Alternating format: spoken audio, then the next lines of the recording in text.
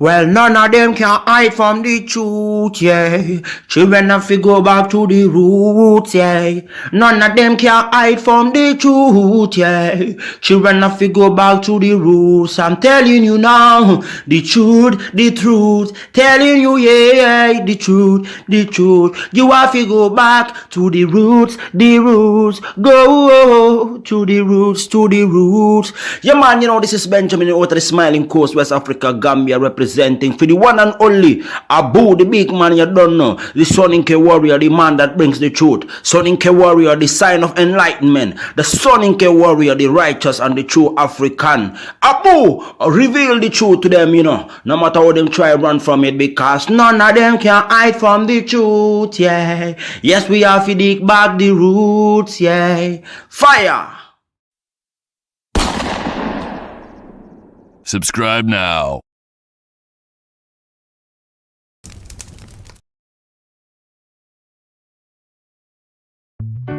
I remember the days, all those years ago that never fade away. And I remember your face when you hit the ground. I can recall the time and place on a midnight walk through the old streets, trying to turn back the clock to the days of old,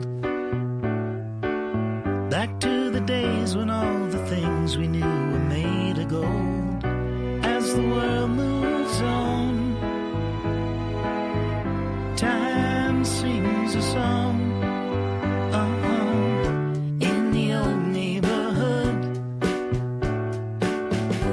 as the clock strikes one, the memory lives just as it stood, like a quiet dream.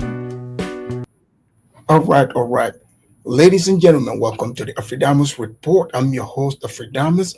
I want to welcome all of you to another edition of the Afridamus Report. Please make sure you hit the like and subscribe if you haven't already done so. So, ladies and gentlemen, we are going to be talking about, I have a video here, from years ago. So this is about Tariq Nasheed going onto the Jesse Lee show called The Fallen State. And I came across this. I mean, it's very interesting.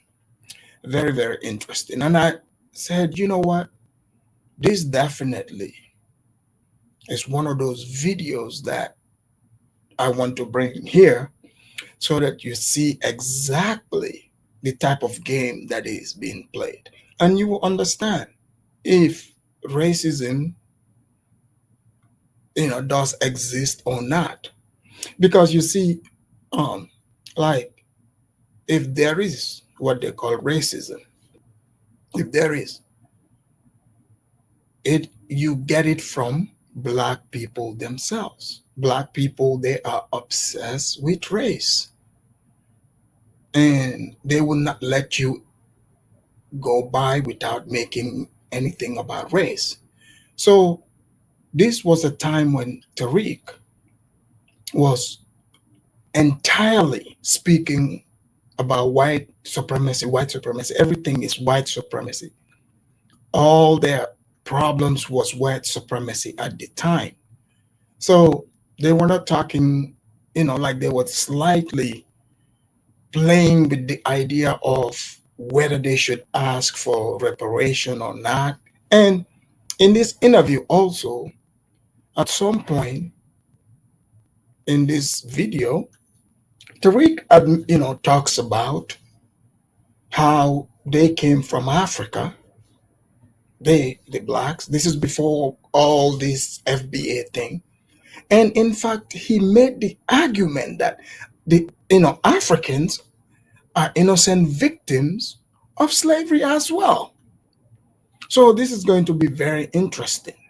But before we start, I want to play a short video, an interview between Jesse Lee Peterson and a pastor.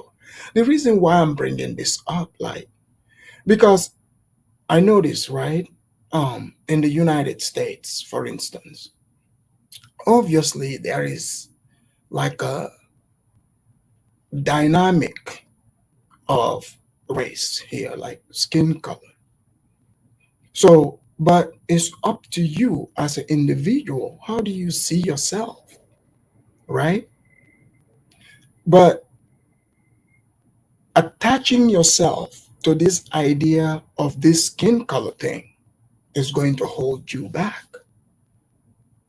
It's going to hold you back because people have different challenges in life.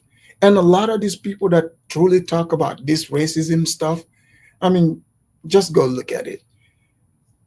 Like, if it's at work, their attitude definitely stinks. These are not the nicest people. So clearly, people don't want to be around people like that, regardless of their race. But black people like to blame this everything on race. And when you're around this, it becomes exhausting. It eats at you. Have you ever been around like people, like some blacks, especially women? Like the women generally tend to be more racist. I noticed that even with tribalism as well, the like with African women, they generally the ones that are they're into this tribe thing. They want to dominate you, and they try to trick you into it. Like I know, this person from my country, Gambia, but we are not of the same tribe. So the generally, if I didn't know her, because she knows nothing in my language, but since I made sure I went out of my way to learn, seven different languages, like I can communicate with a lot more people. But like I would notice, like, like if I first meet people, I don't assume, you know, even if you're from my country, I would speak English to you first, and then I'll ask you what language do you speak, and we would communicate in that language. But some of these people, they would just, when you meet them, they want to dominate over you, the women. So they would, even if you don't know their language, so the neutral language is English, both of you speak it.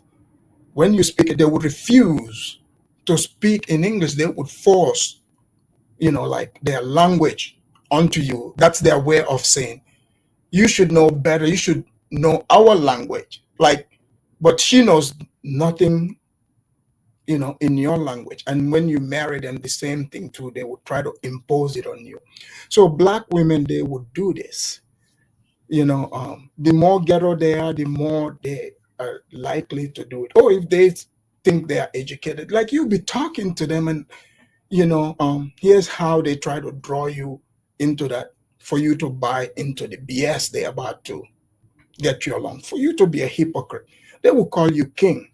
Don't buy into it, because now they expect you to see them as queen. Because you notice everybody is a king, everybody is a queen.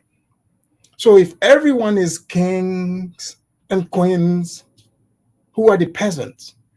But so one time I remember this black woman, she's like, king. I was like, a king?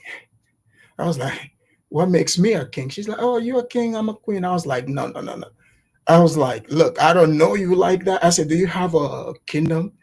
And she's like, she just laughed it off. She's like, man, you crazy as hell. Just go along. No, I don't buy into fantasy. So this racism thing also becomes that. Like when you work with people, you clearly see that they show up to work late all the time. They call in sick all the time. They are lazy. And like, okay, this person is lazy. This person is not productive. So there's no reason to keep them working there, right? Because they are hurting the business. But you would see that same person tell you about this is racism. It's racism. So if you give them your honest assessment, and it matches common sense, they would say, oh, you're a coon. You are a coon. So Tariq Nasheed uses that technique. So let me play a short, quick video between Jesse and a pastor. Imagine this man is a pastor dealing with spirit, like spirituality. Like all men are created equal in the spirit, in the image of God. This is what they're supposed to preach. It's not about skin color. So, but you will see when the argument becomes about morality. Are black people suffering from lack of moral character or racism? This is what the debate here is about. So this is fair use. Let me play this quick one before we get to Tariq. Suffering due to racism or the lack of moral character? Well, it is a false equivalency. It is neither. It is. So they're not suffering due to racism. It is both. And they're it not is suffering. more than both. So I've heard blacks say, oh, these Africans, they want to stay away from us. They go to their own church. They don't go to church with us. So this guy is a pastor, supposedly. So a pastor cannot answer, a moral character question like emphatically. So clearly you are saying, okay, your own pastor is not walking in the straight and narrow, and they're supposed to guide you. So you are seeing this, but people buy into this because if he's afraid of answering it honestly, because if he does, he's gonna hurt some black people's feelings who want to be able to blame everything onto the white man and racism. So here, so I like how Jesse engages these people in an honest conversation. He's not backing down. It's not like these online parrots calling themselves FBA, going to different platforms, ruining it with their ignorance.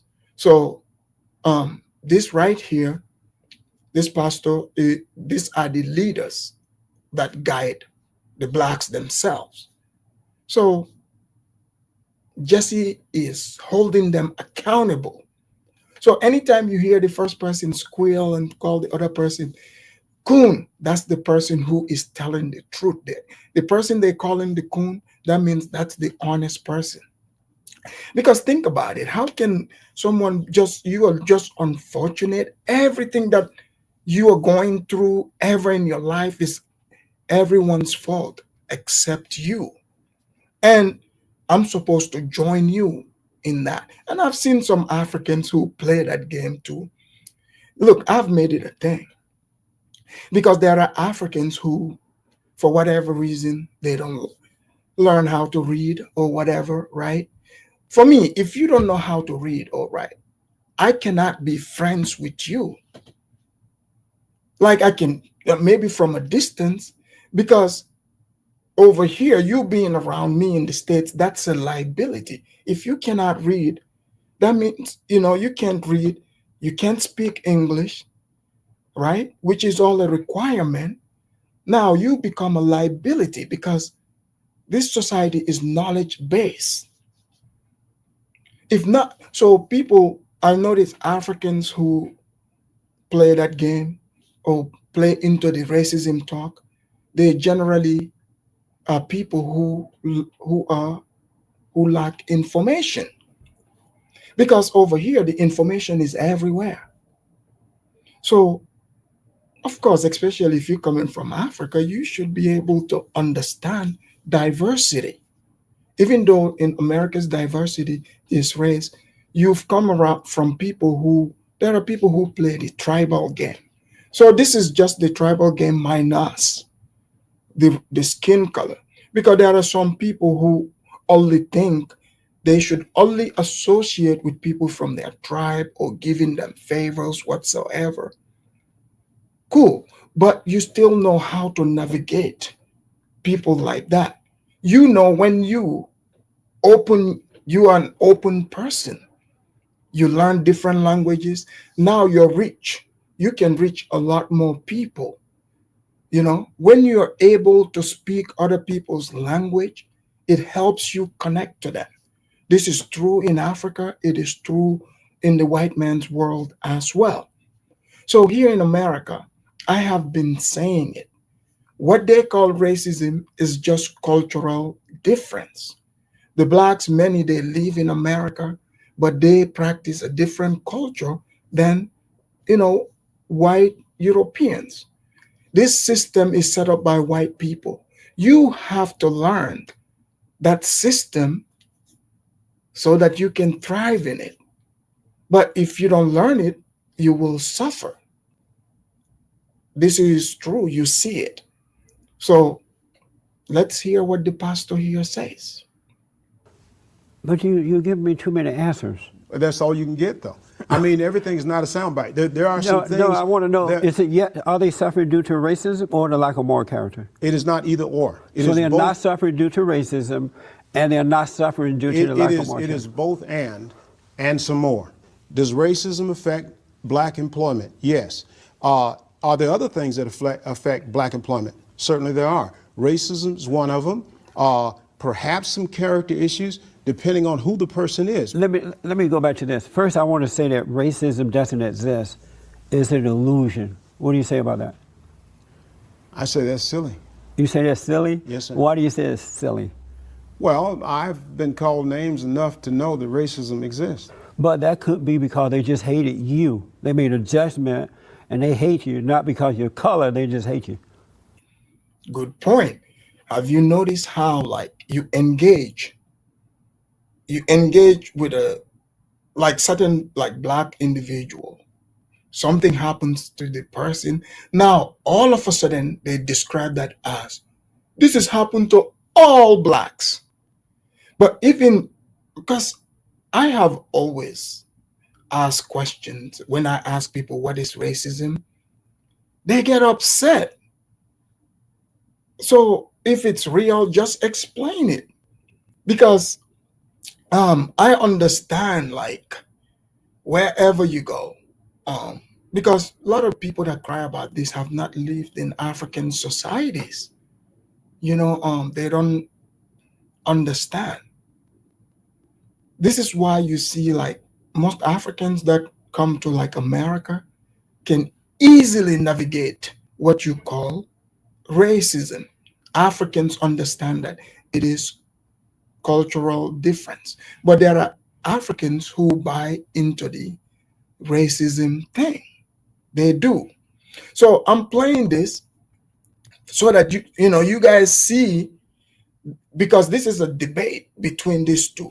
So you heard Jesse just told the man to his face that there's no such thing as racism. So this pastor should have an answer. Princip said, I got to challenge you. No, don't challenge me. Challenge this debate that is taking place. So let's allow the man to respond, because if he believes and knows what racism is, he should be able to explain it. This racism thing, look, it's like it's a cult. It's like a religion. If you grew up Muslim, you would know this. You're not allowed to read the Bible or challenge anything about Islam. So it's the same thing. When, like, if you're black, you are not supposed to ever question this thing called racism. Do people hate people based on what they look like? Absolutely. That's called hate. That same person, because they already have hate in them, you would find them hating on other people that looks just like them. But the race hustlers, what they did was they use a time, because I'm not going to sit here and tell you, no, they've never used codes against the, Africans. Of course not.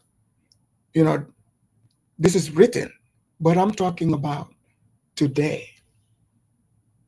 Those character, is it holding a lot of people back? This is what Jesse is arguing. So let's hear. Do you ever have fights with family members? No, I refuse.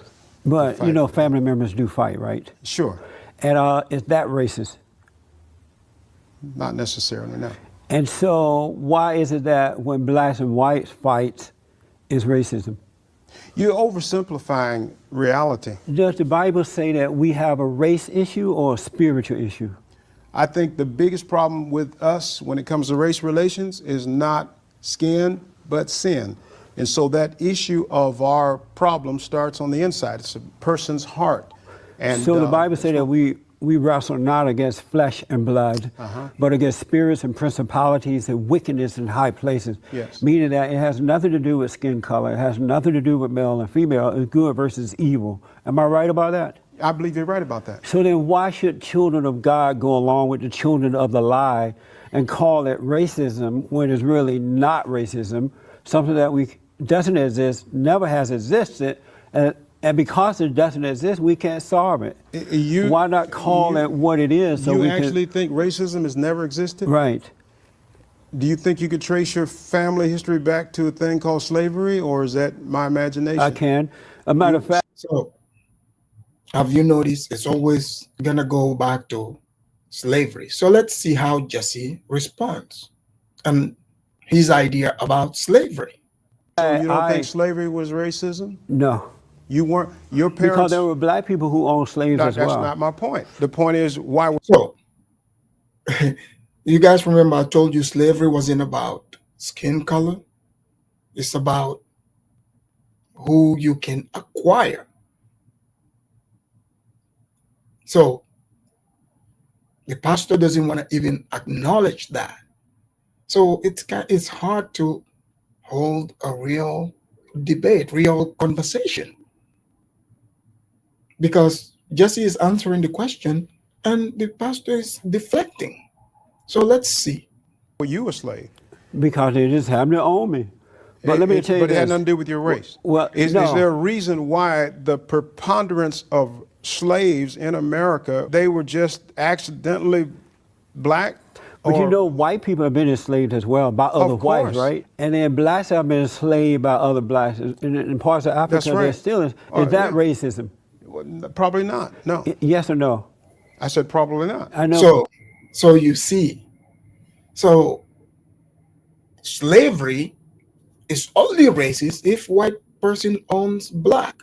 But if a black person owns a black person, it's not racist. So, the definition keeps changing, but the person still remains a slave. So he is not answering directly. He's saying probably. This is what people who want to deceive you do. When it's white people, he can answer emphatically. But when it comes to black, oh yeah, it's probably. How do you think the slaves that came to America, who do you think owned them prior to the white man? They had to have bought them from some people, the people that owned them. I wonder what color those people were. Here we go. But I need a yes or no. You're a pastor, so I want to try to help people. Yeah, I understand that. Is that racism when blacks enslave other blacks? Yeah. It can be racism, sir. When blacks enslave other blacks? It can be, yes. How is that? I'm black, you're black, I take you to the white slaveholder because you're black. That's racism on my part and his. But do you see how this makes no sense? Because if it's about skin color, you both the same skin color, how can that be racism? You see how the racism argument falls apart? So he's not even making sense here. So if a black person, he said if the person, gets the other black person, sells them to the white person, that's what makes it racism. No, pastor, that makes no sense. But see, if you're emotional, you can never see through all this. That's not racism. So this is why one can say it doesn't exist, because people are using the word to describe this, like they use it to, whenever they feel like it's an advantage for them, they use it. So here we We're go. not talking about white on black slavery. In Africa, black on black Yeah. slavery, no white people around. Yeah. Is that racism? It can be. But is it? You'll have to check his heart. I don't know. The reality is So just giving you a little taste to show you where Jesse, Jesse stands. So now let's start his interview with Tariq Nasheed, the current leader of the FBA. And in this interview, he says, he talks about being African as well. So before we start, let me give him not our anything but African person of the day.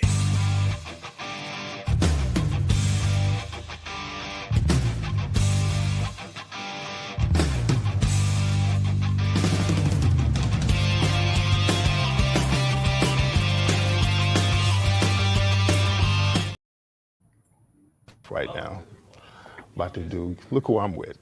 So that's Tariq Nasheed. This interview right here is from years ago. Guys, get the likes up. Get the likes up.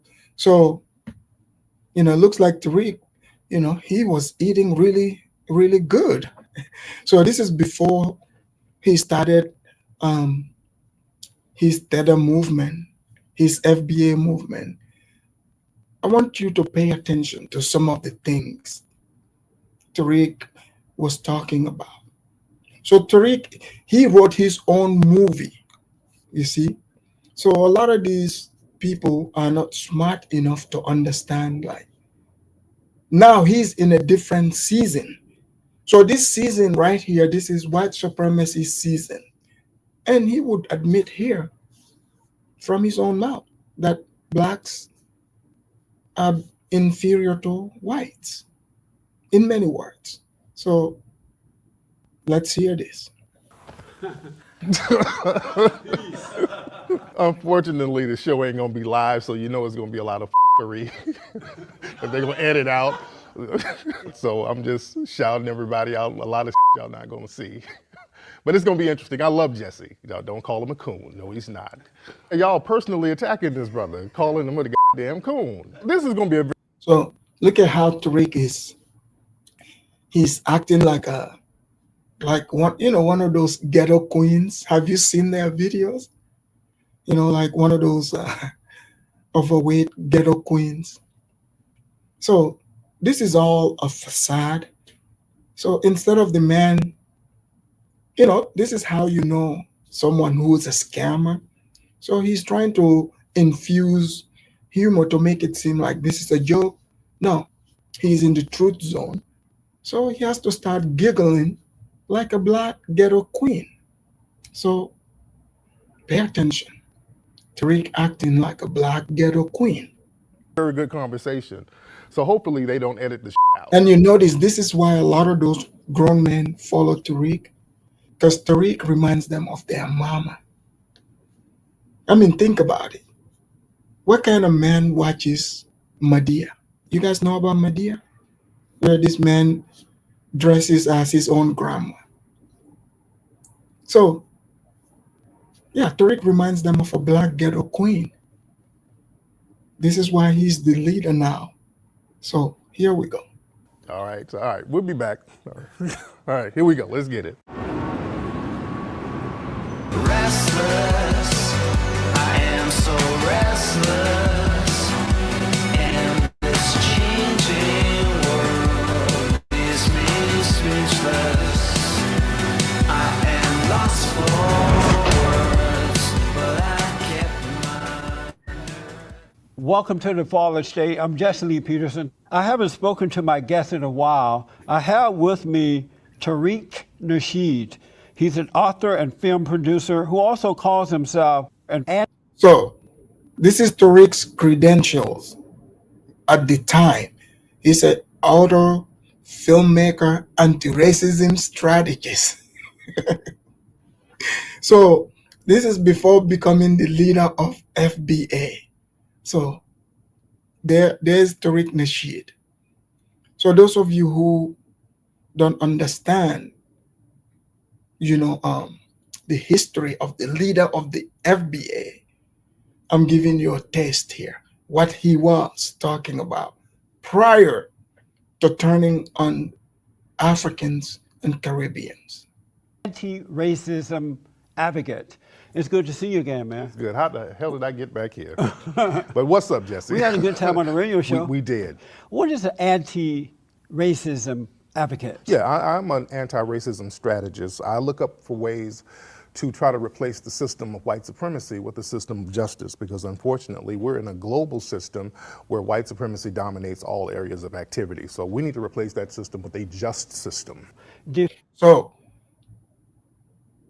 you can hear they want to replace the system of white supremacy. So I'm guessing white supremacy has ended. That's why he talks about Africans, right? So you notice he keeps looking away. He knows he's spewing BS. But let's just go along. Define white supremacy. White supremacy means people who believe through speech, thought, and action that they should dominate, control, and mistreat people classified as non-white. And we're dominated by that system completely globally. So the blacks, their religion is white supremacy. If you notice, there's everything you say has to resort back to white people. So Tariq's fight apparently is to replace white supremacy with a system of justice. So this was when he was quote unquote Pan-African. I mean, have you guys noticed, like, is there something to do with all these Pan-Africanists? Don't they seem a bit fat? When Tariq was Pan-Africanist, do you see how chunky he looks? You look at Dr. Umar, but the moment they start losing weight, they quit Pan-Africanism. I've just noticed. I mean, all the skinny ones, they reject Pan-Africanism. The fat ones, they seem to be the Pan-Africanists.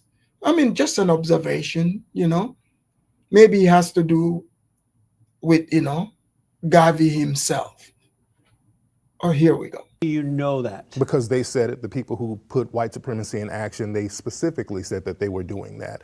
You go back to the so-called forefathers of this nation, and even in some of the European nations, they specifically said we're going to create a system of white supremacy where the people who are classified as non-white will be the inferiors.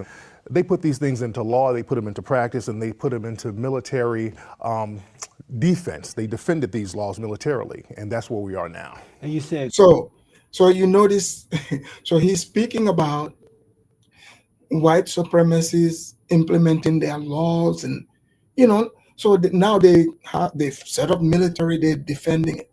So if you're not gonna defend a law, why would you even make it? So he just spewed a whole bunch of nothing, right? So, but some people are like, oh man, Tariq is so deep. He's so deep. So this was his Pan-African phase, Pan-African / pro-black, until now they turn into, wannabe quote unquote white supremacists. So the more weight Tariq loses, the closer he would, one day declare himself the Grand Wizard of the KKK. So here we go. globally they've done this. Globally, absolutely. And so white people are smarter than black people, and have they done this to all other people? Or Yeah, all just people. black All people. No, all people are All dominated. people of color. All people who are classified as non-white, they are dominated by They've the done white that. supremacists. So how are white people God's chosen people? No. Because you say no? No. Then why? So you notice he said the white supremacists, are dominating all groups that are non-white. So that would mean black people are in the same group as everyone else. But they refer to they would say Chinese and everybody else is racist towards them. So now Jesse is asking, are white people smarter? Let's find out. How were they able to sit down and make a decision like that? We're going to build a system that control all people of color. We're going to do this and do that, and then the people of color have fallen into that. Great so question. somebody had to be smart and somebody had to be dumb. Yep. And it seems to me that the people of color are the dumb one because, as you said, it's the white people who are making this happen, right? I agree 100%. And why not overcome being So Tariq agreed that white people are much smarter. So here we go. dumb rather than trying to stop the smart man from doing what he Because does? non-white people are too dumb to get smart. Really? Yeah. So because you nearly agree that- So you guys heard it. White people are smart and non-white people are dumb. I've been telling you that there's a reason why the blacks keep saying white supremacy, white supremacy. They feel inferior to the whites. So you are hearing it from their leader himself. So let's hear from Tariq. Well, there's a brother named Neely Fuller who said that the white supremacists, and I separate white people and white supremacists. There's three people, as our brother Neely Fuller said, on the planet. You have white, non-white, and white supremacists. The white supremacists are the smartest people on the planet. I 100% agree with that. Wow. And God made them that way? No, God didn't make them that way, but they just evolved that way because they knew that their numbers were low in the global scheme of the planet. So So he just, admitted that white supremacists are the smartest. They're smarter than everyone else. So once the question was thrown at him, because when you ask people questions, they start thinking, they're like, wait, what did I just say? So their smarts didn't come from God. So he's saying they had to evolve to become smarter. Then if it didn't come from God, where did it come from then? That would mean the white supremacists are gods. If it's not coming from a God that created them, that would mean they are God. So here we go. they had to come up with ways to survive, and they had to come up with codes. So You see? So they see white people, white supremacists as gods. they had to codify their actions with each other to dominate the rest of the planet. And people who are non-white, they haven't figured out those codes, and they don't understand that they have to have codes in order to combat that. So we're still fighting over tribal bullshit. And that's our problem as people. You see how they're always, the blacks, you see, even when they're masking as Pan-Africans, they would always, they run around and they would always throw, shots, drive-bys on the tribes. Like you notice the hate was slowly, being manifested. So this is just a test to throw, jabs at the tribes. Which tribes do you think, this drive-by was for? Where do you think these tribes lived? Exactly. So because they want to be white so bad. So since they can't be white and they see us, we're not trying to be white, but we can communicate with whites and we still have our own culture, our own language. So to them, it makes sense. Why don't these damn Africans stop being themselves and become like us so that we can get together and be jealous of white massa, and worship white massa together? Doesn't it sound like that? I know some of you are going to be upset, but I'm just telling you, the African and others that are watching, do you see the type of dynamic games you are involved in? This is how it is in America. So you adopting the mindset that Tariq is pushing here is not going to help you.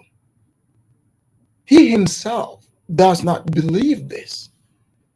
I mean, look at it. Does he talk like this way these days? No. He was just selling some BS. I mean, that was the season then. Now it's a new season. So that's just how it goes.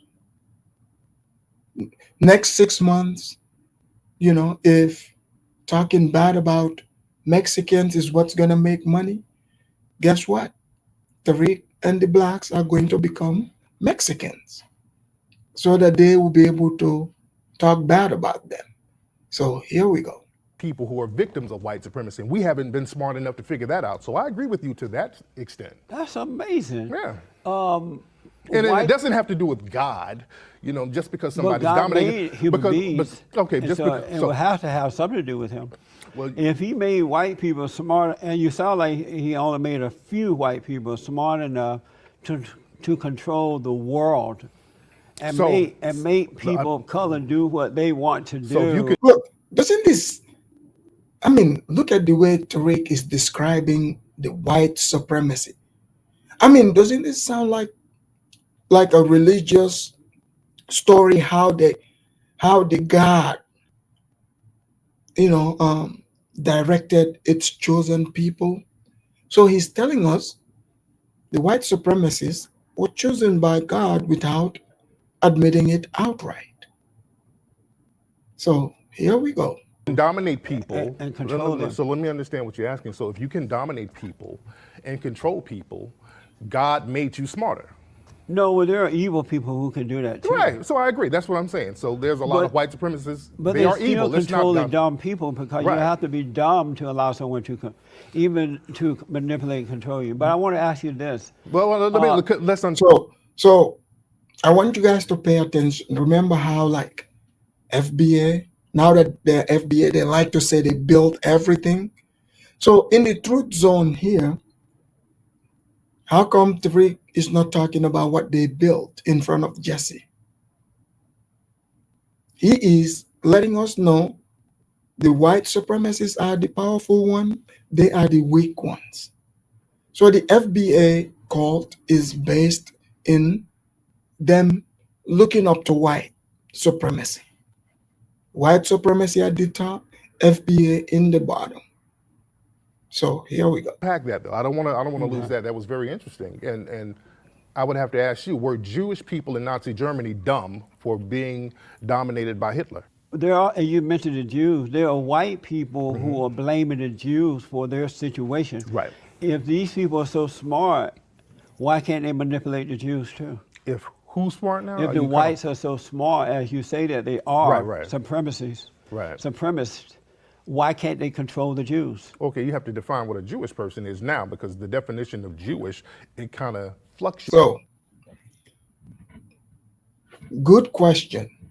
So now let's see how Tariq is going to try to maneuver himself, out of this, common sense here. Because you have Jewish people who are classified as white.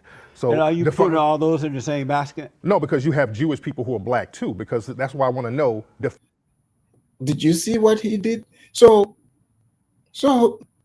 he's saying some black people are Jewish. Okay, so we went from white supremacy to the blacks planting themselves as Jew. So let's find out what kind of Jew they are.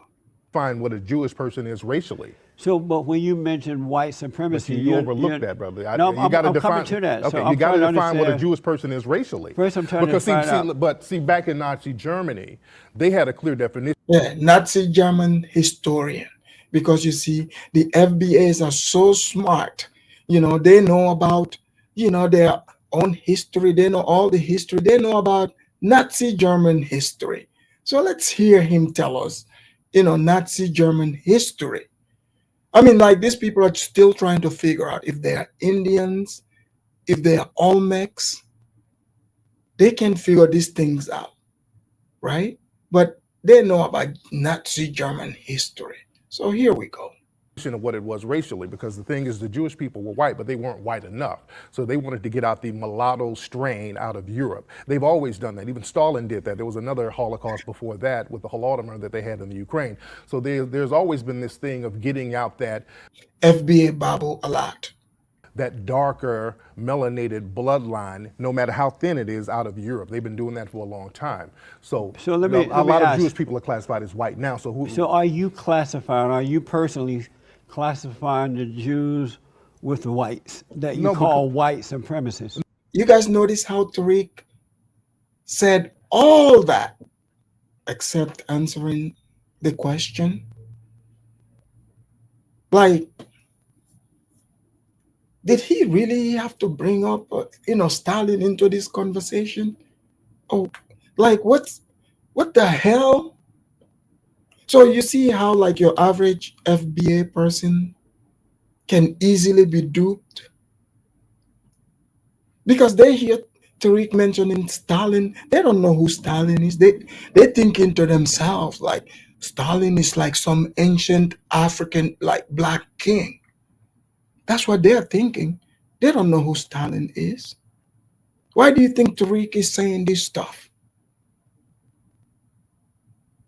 I mean, this is ridiculous. But this is all a technique to confuse his followers. No, because you have white Jews and you have black Jews. So are any Jews in that category of white supremacy? Yes, you have Jews in the Klan. And there's Jews in the Klan. There's Jews in the alt-right. You have a lot of Jews who do practice white supremacy. Therefore, and are there blacks in that too? If they're practicing white supremacy, you see how crazy this sounds? The Klan you lynched Jews. They burn crosses in front of their homes too. They don't like them. Are you like, why would they let them join the Klan? So just to, like fighting so hard to be victim and making up stories. Like, why would the Klan, whose main target is the Jews, why would they let them join them? They prefer black over them. Like, what the hell is he talking about? But all right. Are they really Jewish? Because white supremacy is its own religion. Are blacks included in that category as white supremacy as well?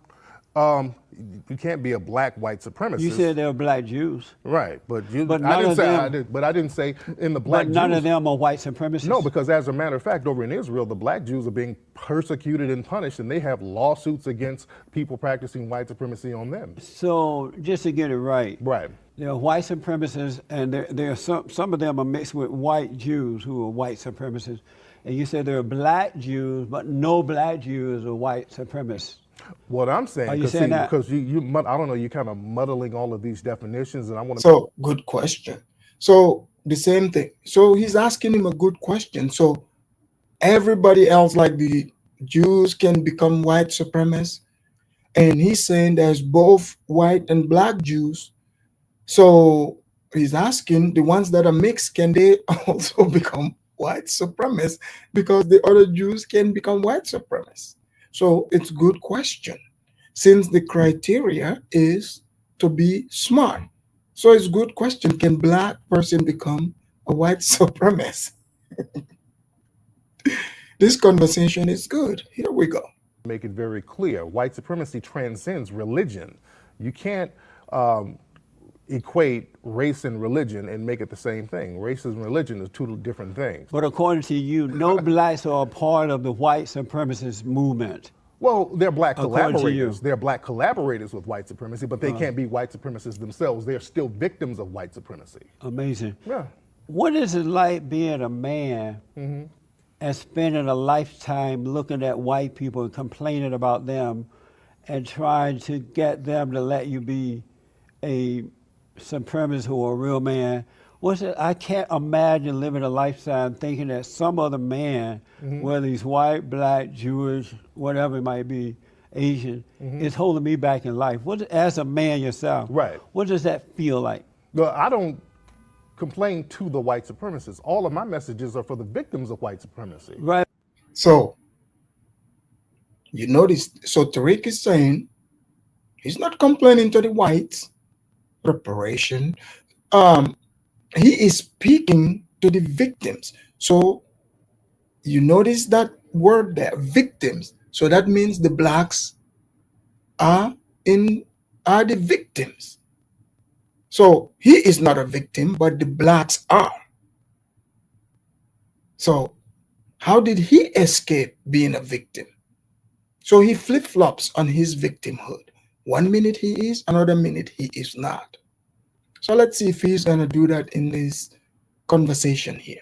But your whole thing is about the white man. The white What is supremacists, it- the white supremacists, what not is- the white man, the white supremacists. Right. Let's be It's very still clear. about men. They are No, white the white men. supremacists, because you have white female supremacists too. So men and women, white. White supremacists. Right. Let's be very But clear. what White does it supremacists. feel like to be a man who believe that these people are holding you back? Right. And so you spend a whole lifetime building your life around them, trying to stop them, and they're moving on with life and doing what they do Right. anyway. Right. What does that feel like? What do you mean? What does it feel like? I Does feel it like a feel- victim of white supremacy. So you feel So, good question. Guys, I've asked that question here time and time again. I told you the white people are moving on with life. Like the white people are looking to go to Mars, while the blacks are talking about, 1600. So Jesse put it to him like, how does it feel like to sit there, cry about white people, and they're not even checking you out? He doesn't know how to answer that, pretending like he doesn't understand what the question means. So let's see how he answers. You notice if this were Africans, they will be telling you how they invented the planet itself. But here we go. Let's see him answer this like he is in the 7th grade. like a victim? I'm a victim. I'm And a how- victim of white supremacy. Yeah. And so are they holding Tariq, say it with your chest, man. Have you guys noticed? Why is he saying it under his breath? Tariq, you do realize we can hear you, right?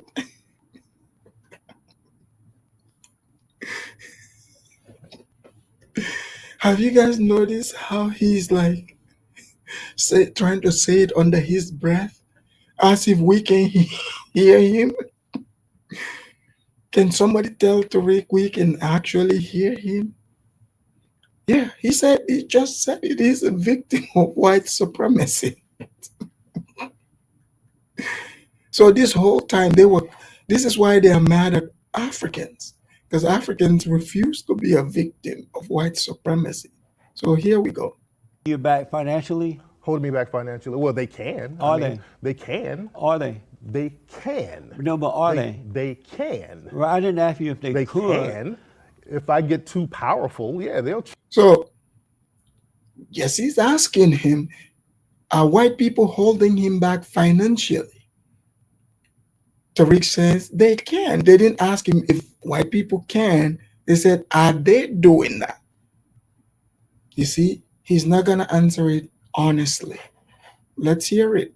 Chop my stuff down just like they chop everybody else's stuff Well, are down. Now, for example, No, can let me we get ask- into that I wanna money? No, stay with I that want to for- I'll unpack come that. back to that. No. I want to unpack that I about wanna that whole ask, money thing. are they holding you because back they can, you by- can, Why is he, what's with this quote unquote pro blacks always talking about they want to unpack stuff? Are they traveling around with suitcases? Like, are they showing up to this debate with invincible suitcases? Man, they are always trying to unpack something. I mean, like, come on, let the man speak. Oh, let me unpack that. Are they traveling around with suitcases? Is that what's happening here and we're not aware of it? Come on, unpack before you get in. Look, next time people start inviting these people, and those of you that call here, please when you call into the show, do us all a favor. Unpack that suitcase before you call in. Unpack it, please. I mean, we're tired of people showing up with their suitcases, telling us they need to unpack it. Please unpack it at the door. Thank you. You can make a lot of money. Tariq. They'll do the Bill Cosby thing. They can put all types of crazy charges on you. Tariq. They can deplete your money. So Are they holding you back what financially? do you mean, are they holding me back? I'm in a prison called white supremacy that's global. So we're allowed, certain black people are allowed to have certain resources, but they know they can take Are it back they from certain holding black Tariq people. Nasheed back financially? I'm in a system where they can hold me back. But right now they're not holding you back. Well, they can hold me back. Are they holding you back? Define holding me back. You don't know what, are they holding you back? So, are you guys hearing this back and forth? Are you guys hearing it? So those of you that like to say, oh, there's racism, that why isn't Tariq answering this? Like, he's telling us all this stuff about he's in a prison, blah blah blah. That's not the question, sir. Are white people holding you back? So he's saying, oh, few are favored. So he's one of the favored ones. So is he going to tell the rest of the blacks how to be favored by white supremacists? That's what he needs to be doing. But here we go. Back from being successful in your life? Well, I'm successful because I understand white supremacy, and I'm successful as far as I can be, as much as I can be, because they can stop my success at the drop of a hat. There was Malcolm X. So he is basically a black white supremacist. So he understands white supremacy. You see, the rest of the other blacks are too dumb to understand white supremacy. So he understands it. So therefore he is successful due to understanding white supremacy. But at the same time, he is a victim. And this makes sense to people who call themselves adults, by the way. I mean, remove the emotion and anger, and look at what he just said neutrally. Think for yourself. I mean, for a second, think for yourself. Like, how does what Tariq is saying make sense to you? He is successful because he understands white supremacy. But he is not teaching you how to understand white supremacy so you can become successful. Instead, he is letting you know that you are a victim. You already know that you're a victim. So you're trying to, overcome that victimhood like he did. I mean, look at him in this video. The man has been eating good, eating all types of fried chicken, ribs, having all types of drinks. That's on your money, by the way. Lobsters, shrimps. I mean, he's not going to the Golden Corral. You know that. He's going to the good steakhouse. Okay? While you over here, he telling you about white supremacy. And when he gets to those restaurants, when he gets over there, he is over there telling those white people, man, I'm so glad you keep it out, these niggas out of here. That's what he's telling them. Please keep them far away from this steakhouse. They're going to ruin it. And what did he do? He married, half a Mortisan, half white woman. His past is that white woman's mama. She knows all the good white supremacist restaurants that you can go to. I mean, if I'm lying, the video is right in front of you. While he was saying this, the man was eating good. Okay? Eating good. And he wasn't no McDonald's either. Or Popeye chicken. All right, here we go. was successful until they killed him. Dr. King was successful until they killed him. Well, so I can still be killed no matter how much money I have. Are you saying so that, I don't define my success through money. Right now, they're not holding you back. Yes, I'm telling you, in a system of white supremacy, they can murder me with impunity right now. Do you feel that they what are is holding me back? There was in Nazi Germany, you had rich Jews going into the gas chamber. So holding me back, were they held back? Do you feel that the white supremacist male is a better man than you? No, they're smarter than black people collectively. Yes. Are they smarter than you? Black people, well, to a certain degree, I would say yes, because. Are you guys hearing this? So the whites, the leader of FBA himself, out of his own mouth, I did not tell him this. He is letting you know, like, yeah, the white people, white male, are smarter than them. So the white people built America. So all those people that come here and get mad at me, now you heard it from Tariq. What is your excuse for getting mad at me? Yeah. I've been telling you guys that, the FBA, they worship white, and you're hearing it from their founder. So here we go. I haven't figured out how to replace the system of white supremacy with justice yet. So I guess I'm not smart enough because I haven't figured it out yet. That's why I work every day to try to figure that out. Do you believe that human beings are in a fallen state? What does that mean? Have fallen away from God? Human beings falling away from God? Yes. No, not all. No, that's interesting though.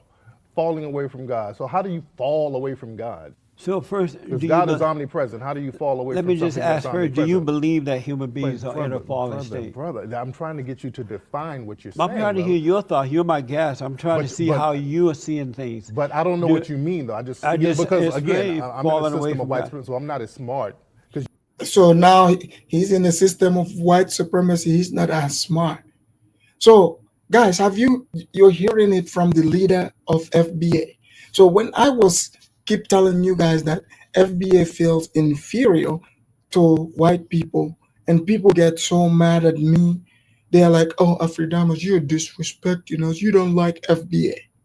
When in fact, all I was doing is to, tell the people, objective fact that I am observing and heard. I'm watching the dynamics and hearing it from Tariq. What does that tell you? Because if you say you subscribe to what he is saying, what does that even mean? So Tariq is also a reverend, apparently. Have you noticed how all the race hustlers are like reverends? So he's a reverend, but he doesn't know what it means for humans to be in a fallen state. But he's a reverend. He's going to say it here. Watch.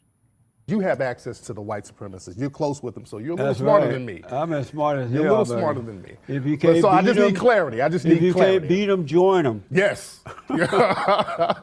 And I know them butter biscuits are good in the big house, ain't they? That's what it's served. So let me ask. But what do you mean by falling state? Falling away from God. Falling away from God how?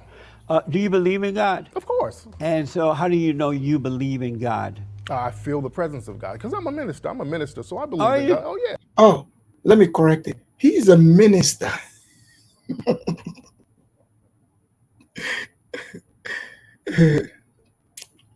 He's a minister. Yeah. I know some of you, if you didn't see this video, you guys would have thought, oh, Afridamus, you're just making this up. Yeah, he's a minister. That's right. He might be an imam also. Yeah, I told you that last time, Jesse. You may have. Are you a Christian minister? Yeah, I'm an all-denominational minister. Yeah, all denomination. Yeah, LGBTQIA. He's like the minister of, the alphabet letter. He might as well, keep adding letters to it. All denominations. Okay. that mean? That means that all denominations come from African spiritual systems. So I look at it from that perspective. Buddhism, Islam, Judaism, Christianity, all of that stuff comes from African spiritual systems, and that's where I come in, and that's how I practice it. Please leave us Africans out of this BS. We don't know no Buddha. What the hell? So based on what you know as a minister and your relationship with God, do you believe that human beings are in a fallen state based on your teaching? Okay, fallen state Away from what? God. Away from God, how? Aren't you guys tired of when they always lying? They like to pin their lies on Africa. Like everything, they just lie. They always try to pin the lie on Africans. Oh yeah, some village over there in Umbutu land. You're like, that's not even a place. Oh man, shut up! You're just a hater. Over here, eating the butter biscuit, being a coon. God, I'm tired of them always lying on Africa. If they can't answer, oh yeah, that's an ancient African breed. Hey, why you got blonde hair? Oh, you don't know. They got Africans that got blonde hair. What? Oh yeah, you don't know the tribe. Oh yeah. Now I remember, like, all those, blonde, blue haired kids I went to school with in my village. Yeah, now I remember all of them. That's right. God, what was I thinking? Yeah, I was blind. I didn't know they were blind. Yeah, but yeah. Oh. No, just give me a yes or no on it. I can't give a So yes or no. let me ask you this way. You're asking me, that's like, is well, it possible to fall away from God, turn away from that's God? like asking me, does a unicorn's horns taste like granola bars? I don't know what you're talking about. You got to Right, I really, you just got to be very clear on what you're I asking understand me. you don't know what I'm talking about. Yeah, I don't know. I don't So know let what me ask- fallen state means. is it possible- Well, fallen by meaning if you're victims of white supremacy, yes, we have fallen. Yeah. Is it You notice? So he's admitting like white supremacists broke them spiritually too. Everything is about white supremacy. You notice a pattern here? Back then, everything is white supremacy. Now, everything is the Theta's fault. Now that white people have ignored them. Now it's the Theta's fault. So here we go. possible for human beings to turn away from God?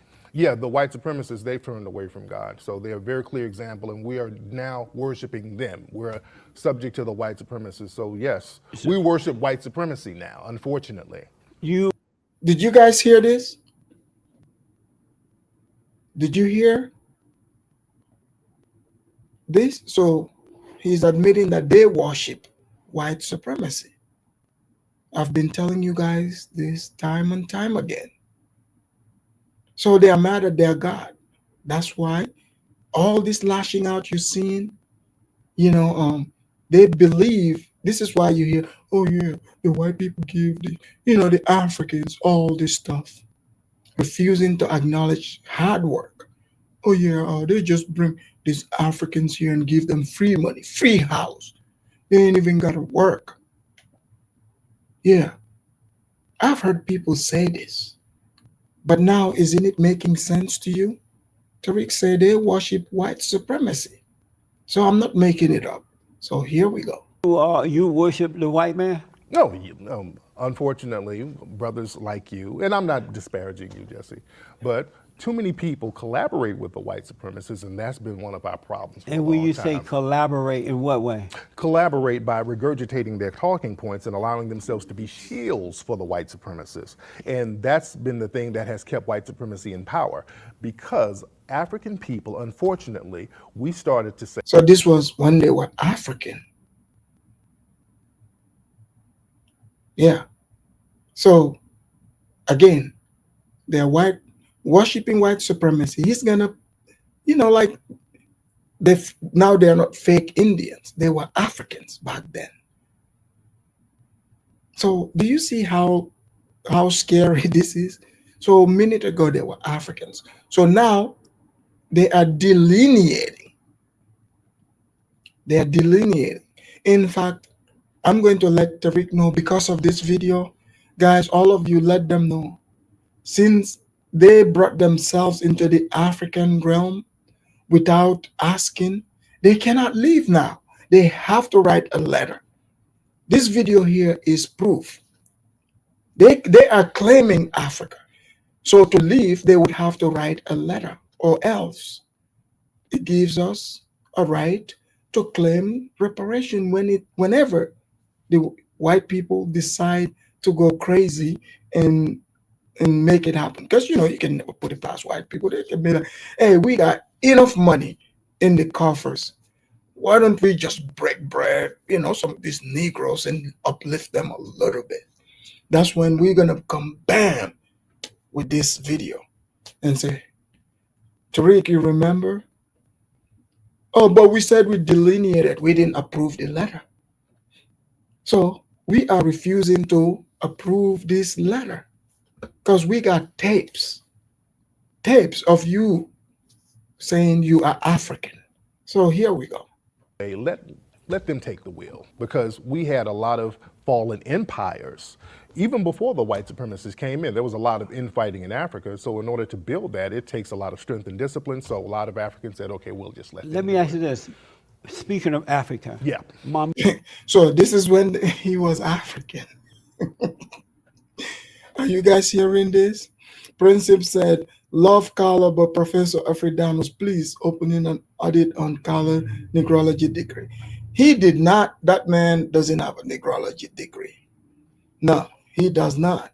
He's got an F minus in that class. So now they're going to talk about Tariq's ancient home, Africa.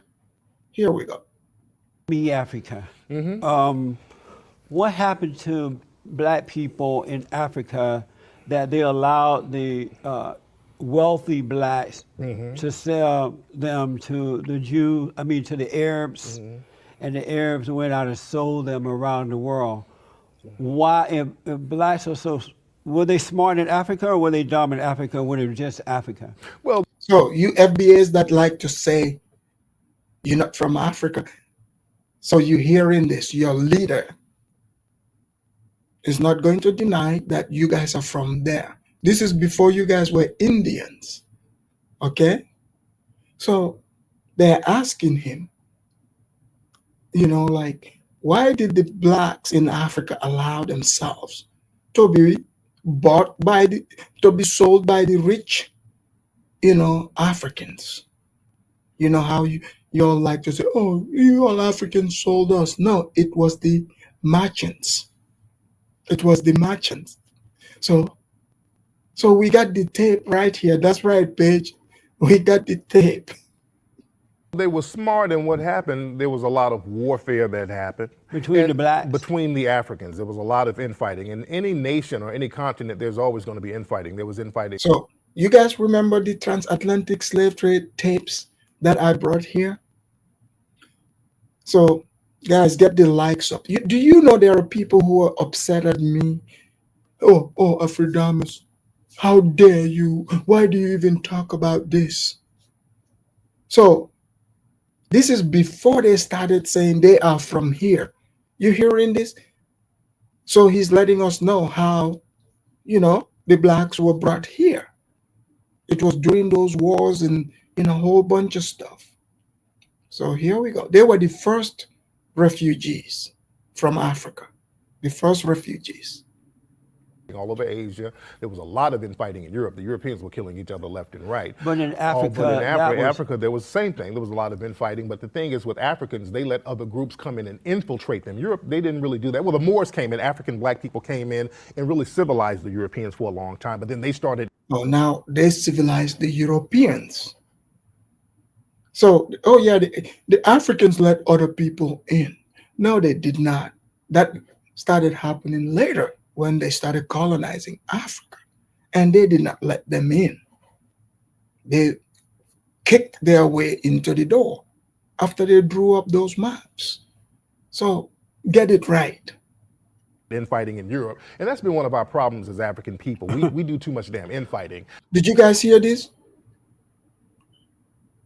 Did you hear this? He said, they are referred to himself as African people.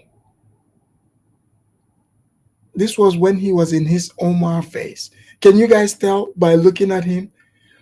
You can tell that the restaurants he was eating at, this was when he was Pan-Africanist. Umar was the one that recommended those restaurants to him because he started looking like him. Have you noticed? It looks like at this time he was eating at those Pan-African soul food places. So here we go. So So- other people can come in and infiltrate us. So are you aware that in Africa, blacks sold other blacks? You are aware of that, right, into slavery? Really? Yeah. That's a lie. You're not aware of that? So are you guys hearing this, FBA? So Tariq just denied that blacks in Africans did not sell Africans. So are you guys hearing this? The next time these people are talking about reparation, bring the tape. We got the tapes here, out of the horse's mouth. You can't even make this up. So here we go. He is defending it. The Africans did not sell the blacks. That's a lie. At one point in Africa, that's like blacks saying were that's- using other blacks as money. Did you know that? That's like saying, well, Sheriff Clark is we should blame him because blacks are in jail in Milwaukee. I mean, he's a victim of white supremacy himself. He's a collaborator because he's subjugated to Clark white is- supremacy. I'm just giving an example. Sheriff Clark is a victim of white supremacy. Oh yeah, and I'm using him as an example. So the Africans are a victim of white supremacy. So we deserve the reparation as well. You're hearing it from the founder of FBA. Just like in So Africa, let me by the ask- time, hold on, I bro, wanna let go me back to unpack the that, bro. Let me question of unpack blacks unpack selling- that. Did you hear this? He wants to unpack his suitcase again. They are always unpacking. Brother, Blacks selling other blacks. You said that did not let happen. me unpack that, because the thing is, it wasn't a collaborative effort between black people saying, okay, we're going to get together and just sell other black folks. The white supremacists came in the middle of that, unfortunately, and there was infighting, so they would sell their prisoners to the white supremacists. And a lot of Africans, once they found out what happened, like Madame Tinubu, Nzinga, they fought the Europeans off once they Oh yeah, yeah, Madame Tinubu and Zinger. Yeah, they didn't know that these people were gonna be actual slaves. Madame Tinubu was just selling, and then one day Madame Tinubu was walking on the beach side over there in Lagos, and she got a TikTok video. Okay, she got a TikTok video. Umbutu, who now his name is Kevin, recorded himself picking cotton in Georgia somewhere, and then he put it on TikTok. So Madam Tinubu saw this video and then sent it to Queen Nzinga. They got together and said, "Oh my goodness, oh my Lord, how did we not know, these Negroes are going to be picking cotton over there, in the white man's land. So now, in fact, let's just send a ship and pick up these our blacks that we got rid of." Okay. Oh, hang tight for a second, Chaotic. I'll drop it here in a minute. they found out they were not bringing the African people back. So there's a lot of history to that. That's so but amazing. Africa was already dominated. So let me, because of Right. time, don't be Did you guys hear what Tariq just said here? So Tariq is trying to make us believe that no, the slave traders, when they were selling these people, like they sort of got a contract, like, hey, you know what, you're gonna take this guy over there or girl, they're gonna work for like 2 years and then you're gonna bring them back. Deal. So but then they realize they're not bringing them back. Is this what Tariq wants us to believe? So yeah, people were selling, they're gonna sell somebody across the Atlantic. So when you finish, you just put them in a DHL, put them in a DHL package and send them back. Yeah. Okay. you talking so fast and so long. Okay. You remind me of Don't talk fast. But look, I got to get you out the sunken place. Look in the flash. You remind me of Of what? Professor, what's that black guy name? He says a whole lot of words but no meaning. Dyson. You know who Dyson is? Yeah, no, that. So you saying I'm not meaning? Are you saying I'm saying a lot of words and no meaning? Yeah, Jesse? you're speaking fast and you're speaking long, but you're not making Look at any the flash, sense Jesse. at all. Look You're at the not flash. making any sense. Damn, Jesse. Let me move on to something else I didn't know about you. Okay, good. What's that? You've written, from what I read here, several books, right? Yeah. And you write on relationships. Okay. And one is called Jesse. The Art Of Mackin. Jesse, of you about Mackin. to? Are we about to start deflecting, Jesse, into some? You about to pick a So, quote out of my book and then First, try to? what is the art Oh, of Lord, Mackin? Jesse. I used to write dating and relationship books, Jesse. So you pretty much. I know you're familiar with some of the books. I'm not, but You are. You're familiar. But with the I'm books. not. Yes, Jesse, you were familiar with the book. Well, just flies you dress and the white women you be macking. You a player about yours, dude. You know about some macking. You older than me. You So, know about macking. You know what tell me macking is. what- Macking is talking to women. You know that. oh, so Mackin means talking to women. That's the what art, it is. So the art of talking to women. And my book kicked off what they call the PUA movement, the pickup artist movement. A lot of white dudes got my book and they started the whole pickup artist movement based on the stuff in my book. So it was about dating and relationships. Those pickup artist dudes picked up on that and started using a lot of my stuff. Some of them even plagiarized my book. And what was interesting, a lot of those pickup artists started to morph into the alt-right and they became some hardcore white supremacists.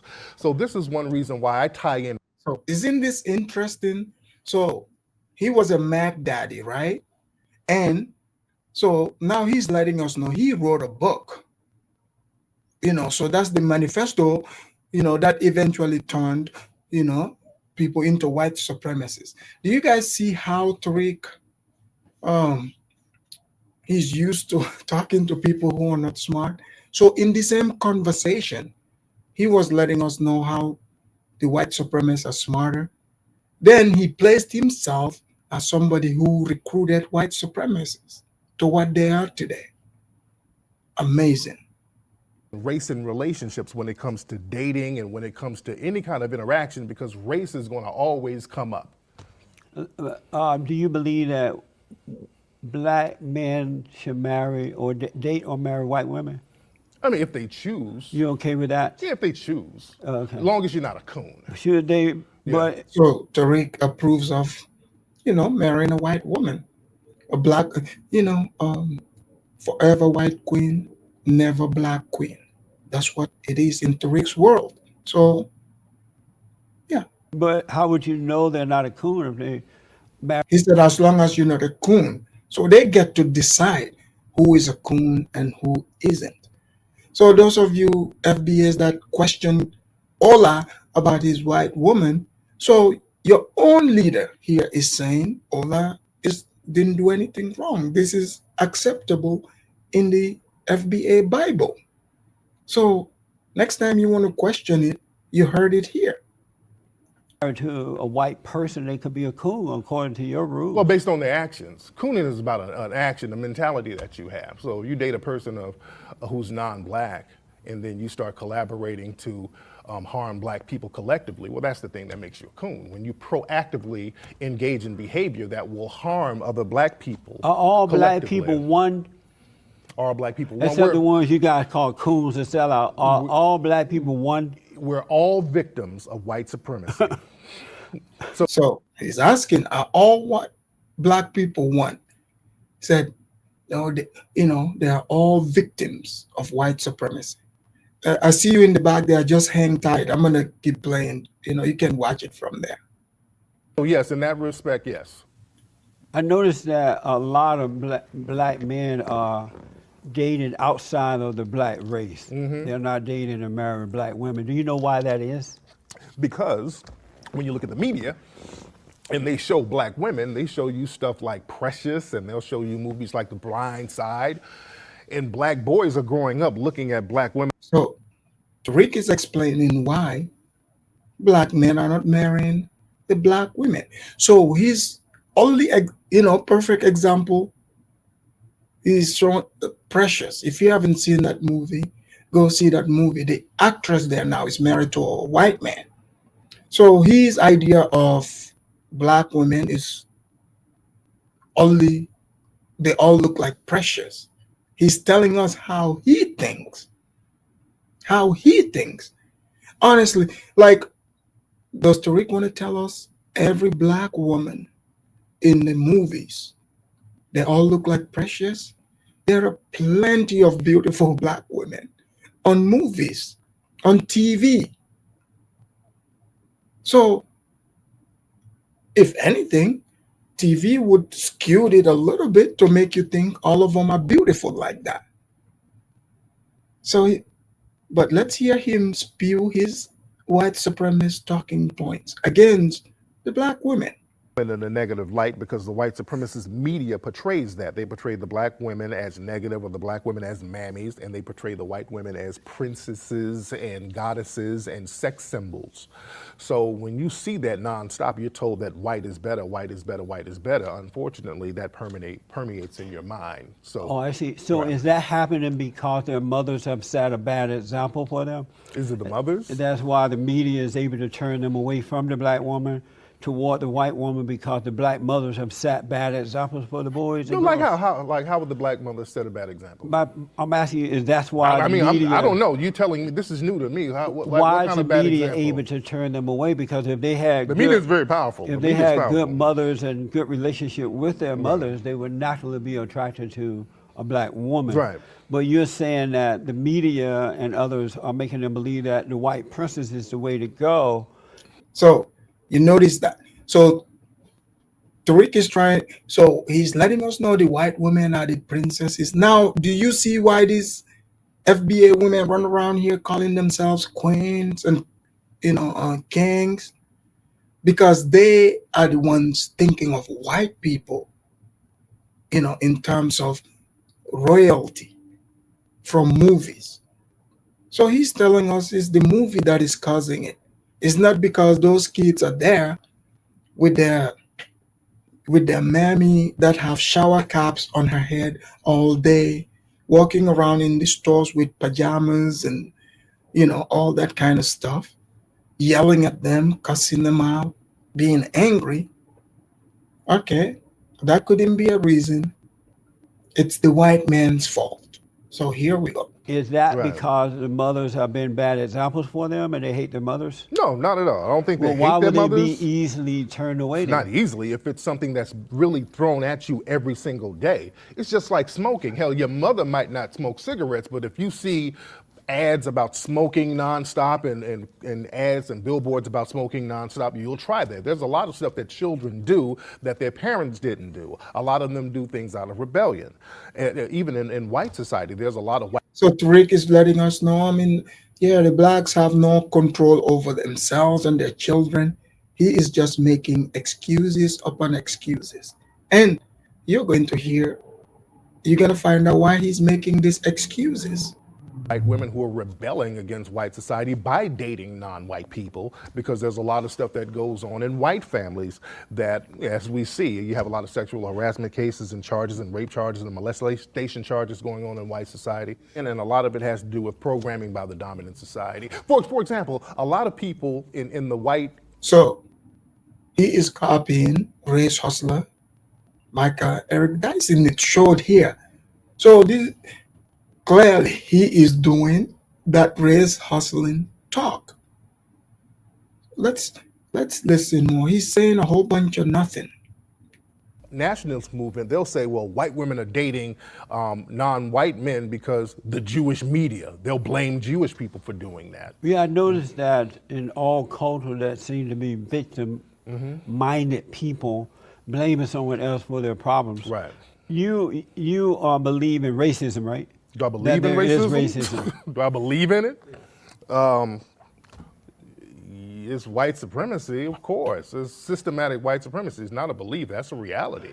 And do your parents believe that too? Do Well, they believe there is experienced- racism? They experienced it. No matter if they believe it or not, they experienced it. But did they tell you they believe that it's racism, or did they call it something else? Well, that's the thing, and that's a very good point you made. A lot of times So you notice Tariq is supposed to be the racism expert. So let's see if he going to be able to tell us if it exists or not. Call it something else because the white supremacists, they like to create false opposition. And really, it's all the same thing. We use terms like segregation, but that's white supremacy. Use terms like Jim Crow, that's white supremacy. Use terms like fascism, that's another word for white supremacy. All of these things are the same, and we get confused by all these labels. So did your parents call it something else, or did they call it racism? Sometimes they refer to it as segregation, Jim Crow. Yeah, because when I was growing up, blacks were not angry and demoralized, and they didn't believe that white people had control over them like They that. didn't? And When did I you never grow up? heard- When did you grow up? I never heard the word racism. They call it segregation, as you said. That's racism, Jesse. But they also knew that That's racism. They also knew that it was good and evil in all cultures. But And where so- did you grow up? In the 50s let me and just- 60s? Let me just finish this for But you. you got to unpack what Hold you're on a saying, though, minute. brother. Hold on. Okay. And so blacks were decent people back then, prior to the civil rights movement, Right. and the brainwashing and dumbing down of black people. Mm-hmm. Not all, but most. And they called it what it was: segregation. Which is white supremacy. They knew that. You do know. Do you see how Tariq is fighting so hard to be below white people? He's fighting so hard. He wants white supremacy to stick so bad. So it's like religion, like he put it. Okay, just a sec. All right, Kato, welcome to the Afridamus Report. Yeah, thanks for having me. Yes, sir. What do you want to say so far from what you've seen? I'm continuing it, but what do you want to say? You know, I've said it continuously. I said it the last time. I said that I think that there are some black people, majority of the black people, especially in America. Sometimes you see them do these things. It doesn't mean they are doing it out of ignorance. Sometimes they do things out of ignorance, and sometimes they do it. Sometimes they know what they are doing. Yeah. So, and especially most of the blacks you see that do things knowingly or know what they are doing. Most of those blacks are FBAs. Lot of FBAs. The whole FBA group, majority of those in our FBA groups, majority of them are blacks who have some sort of information about Africa. They know about some things about Africa, but they have their reasons why they don't really want to connect with Africa like that. I don't know what all of their reasons are. Even though I've been finding some of the things they say, I don't know what all of their reasons are. But these are, to me, there are some people that there are some people who don't just want to do the right thing. They just want to keep being on the wrong side, being on the wrong side, being on the wrong side, being on the wrong side. And the wise will always want to come on the right side. Okay, just hang tight in the back. I'm gonna finish this up here in a sec. Okay, I'll get back to you. Thank you. Segregation was white supremacy, right? They knew that Jesse, the laws were Jesse. bad that separated the blacks. So What they were the fought laws? That under the Jim Crow laws, that white and Jim black Crow is could be white together. supremacy, Jesse. But You're going back to white It was supremacy. the government that created those laws. It was the white government. people didn't create those laws. The government did. The government was Which run is- by white but supremacists. Let me just Jesse. finish the point, though. But the government was run by white supremacists. The government is not some Hold on. mindless How many times are entity. you going to say white supremacy? Because you're man? using all these. See, everything is white supremacy. So if you look at it, like there are tons of laws now, even that, like these woke laws that people disagree with, but it's the government that passed it. It's not about the white people or not. So Jim Crow laws was passed by the government there in the South. So it's not like ordinary white people are like, oh yeah, came together and said, put the blacks down. Some people came together, they passed the law just like they're doing today. I mean, the law might not favor certain groups, but if you're an ordinary citizen, all you can do is vote. So you can't put that on all white people. It's the government. You've words and already you're said it talking about the 100 same. But times. Jesse, calm down, Jesse. But let me ask you this I don't want question. your coon energy to jump off on me. Let me ask you this question. But Jesse, you're using different terms for white supremacy, though, brother. You understand that? Jim Crow was white supremacy. Okay. You got that? So if your parents called it what it was, why did you deviate from that and call it white supremacy? Because I'm telling you, brother, it was all the same thing. You saying that black people were more decent, they were decent, and they still were subjugated to white supremacy back in your day when you were growing up. And you grew up in Alabama. I lived in Alabama too. See, we got a lot in common, Jesse. See, the thing is, once you what part of Alabama were you in? I lived near Montgomery. Okay, I was in Tuskegee, Montgomery. Yeah, I was in Birmingham and Leeds and all that stuff. And the thing is, when you're around hardcore white supremacy, and it was hardcore even when I was growing up in the 80s in Alabama. So you see how Tariq gets gets obsessed with certain terms. Back then, it was everything is white supremacy, white supremacy, white supremacy. He just keeps repeating it. Now, status is Africans, is Africans. Alexis is contagious. Yeah, he said he didn't want to be contagious with Jesse's coonery. I mean, like, he cannot face reality. Two things are going to happen to a black person. Either they're going to comply with white supremacy or they're going to rebel. Now, you and I, we grew up in the same state, basically. I rebel against white supremacy, and you complied with it. Now, I would like to know what happened. Maybe that's why you're controlled by white people now. What happened with you as a child that made you want to comply with white supremacy? Because you rebel, maybe that's why you're so into the white thing and controlled by white people. And they don't really care about you at all. I know they don't. But they care about dominating us. You're into them, but they're not into you. But I want to ask you some more. So, isn't that what I keep telling you guys? Tariq and the other blacks, they are the ones that are into white people. They want white people to focus on them so bad, but they are not. The Democrats do, because they need the blacks for votes. Every few years, 4 years, they come and say stuff. But you notice, like, now that Trump is in, his press conference, I'm going to review the video here. Nothing about woke, nothing about race stuff. It's all about business, America's expansion, and making the economy strong. No one asked about race stuff. So this is when they say, oh, Project 2025, that's what that means. It means the end of victimhood. Like, Trump is trying to get Greenland, add Greenland to the United States, add Canada to the United States. Take back the Panama Canal. You think he cares about race? No, he doesn't. So here we go. More questions because we're running out of time. Good. So you believe that white supremacists exist. I want to know exactly what do you want from white people? Well, I want for them to stop practicing white supremacy and replace the system of white supremacy with justice. So, good question. What do they want from white people? So he wants white people, to stop practicing white supremacy and replace it with, system of justice. If the system makes the white people superior, according to you, why would they give it up? Because you said so. Why set it up to begin with? So Tariq is not making sense. But you would hear what he really wants from white people.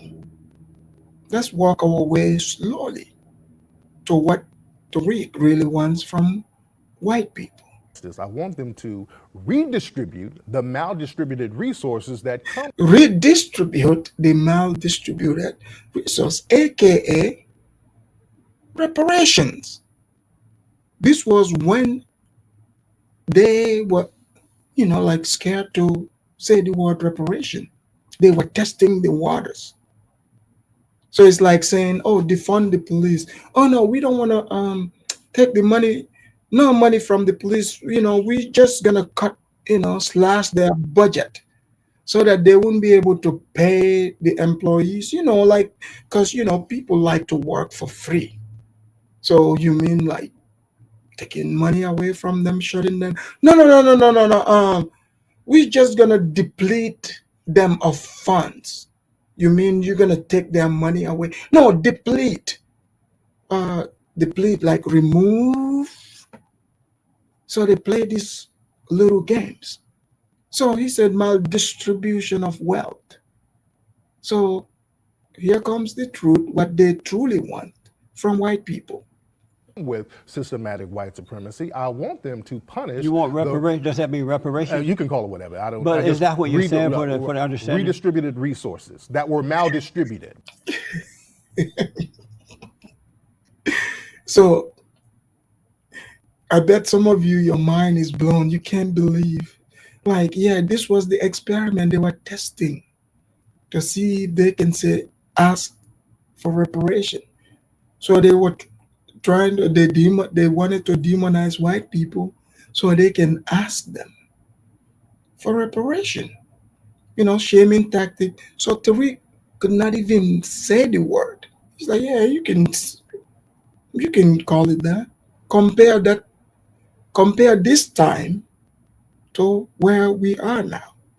It's like when the gay people were like, oh, we just wanted to get out of the closet. Do you guys know there was a time, some of you that are watching me, that you would remember this time when it used to be a new, like it was on the news. It was like a big deal. They would say, oh, such and such came out of the closet as gay. It was a big deal to announce that you were gay. They're like, we just wanted to, love is love, we just want to marry each other. The slippery slope. Once people are like, okay, we're cool. Some of the people are like, oh, no problem. Now look at where we are to now. I mean, I don't have to tell you, but you see exactly where we are. So when they allow the blacks to toy around with, maldistribution of funds and blah, blah, blah. Now look at where we are. They went from begging, kinder, to actually saying they built everything. It's just like the gay thing. They've progressed quite a bit. So here we go. Because blacks had their resources maldistributed. We were denied things, and it was codified by the government. Do you agree with that? Meaning reparations, right? Well, we were denied things that were codified by the government. The government Like what, sanctioned for example? with jobs, housing, health, all types of not reparations, but all types of resources. You see, slipped out. It slipped out. You see how, like, this debunks what the blacks are saying today about saying, oh, we built everything, we had our own jobs, but they wanted the white man to give them jobs. This was when Tariq was openly admitting that the white man was smarter than them. Like white man was their daddy. But when they come around us, the Africans, they want to play big dog, calling themselves investors. When their leader is admitting here, saying the white man is their daddy. White daddy didn't give us jobs.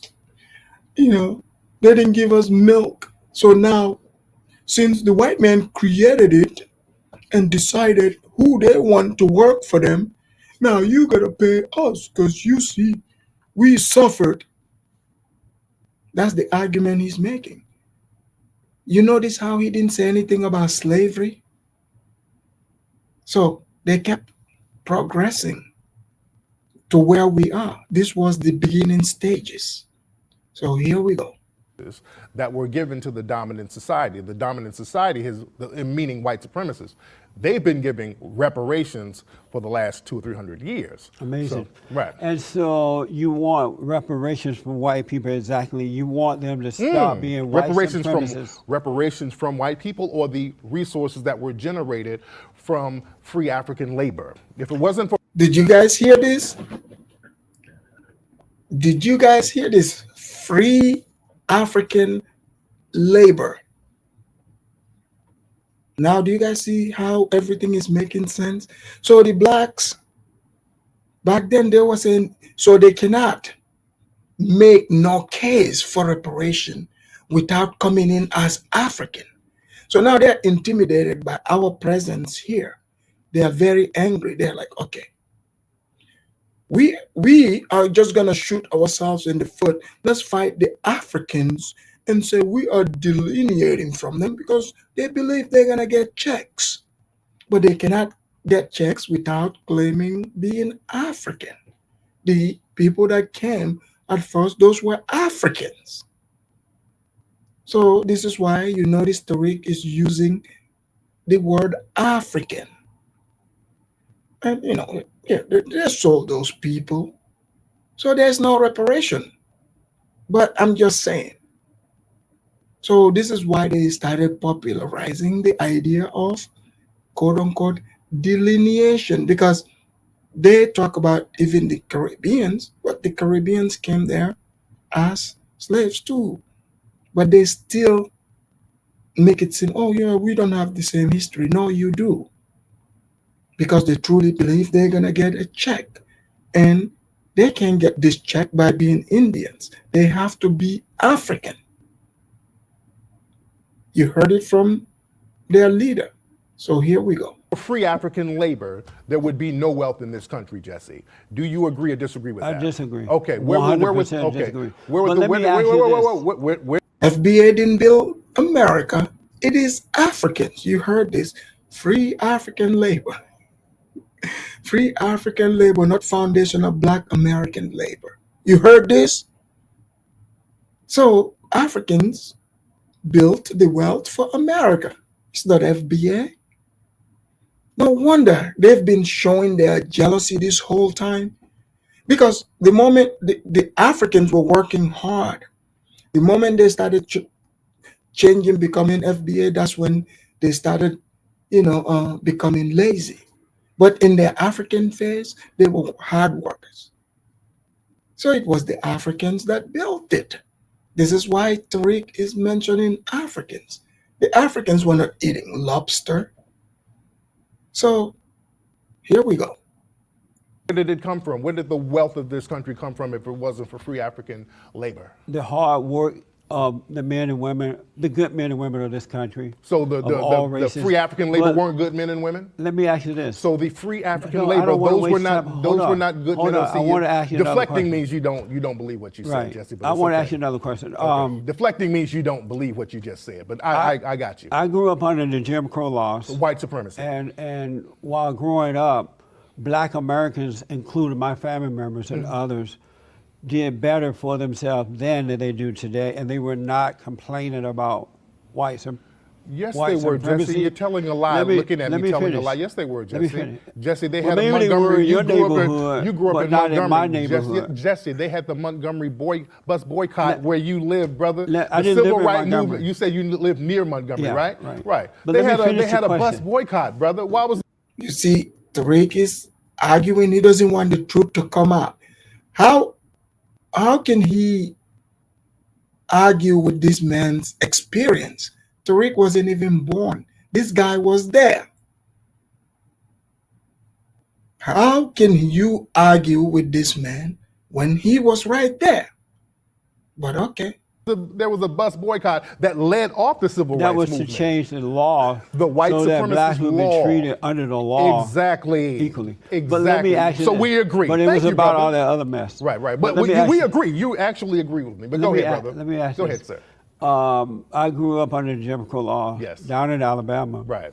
My family members and other blacks that we knew owned land. They took care of themselves. They learned to work hard. They were very creative. There were black universities that they would go to and come back as professionals. They had money.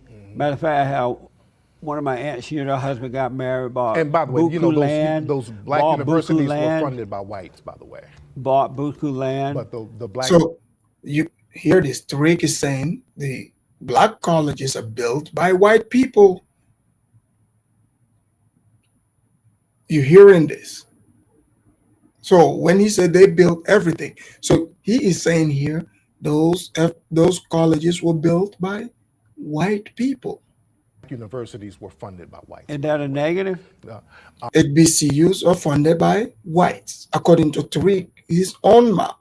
So the blacks didn't build anything. Everything was built by the white man. I'm just saying, you're making it seem like it was an independent thing. Unfortunately, It was just like all universities now. They got some money from the government, they were and funded by whites. they put money in themselves. And they funded many of them in the South so they can keep black people in the South so they couldn't go in the North and compete with the immigrants that were coming in. But that's neither here nor there. But go ahead. Let me finish the point. So the immigrant hate started back then. Blacks they got married for the most part, had their children under the umbrella of marriage. The kids were decent kids where they didn't kill each other, and whites or blacks. They and those kids went on to do well in life. They were not having abortions. And they were not having truckloads of children out of wedlock. Exactly. Why were blacks more decent and love was right and did what's right with the laws being there against them than they are able to do today? And they were not victims. They didn't blame anyone for those circumstances. So, good question. So, when they had laws put in place against blacks, Jesse is asking, how come blacks did well? They did much better.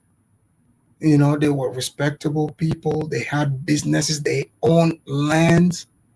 And they were not victims. Mind you, I mean, like there were literal laws written to hold, like one would say, hold blacks back. And those blacks were not crying victimhood. So now they don't have laws against blacks. Why are these blacks crying now? That's what Jesse is asking. Why are blacks doing worse than the blacks that grew up in that system that you, Tariq, would call white supremacy?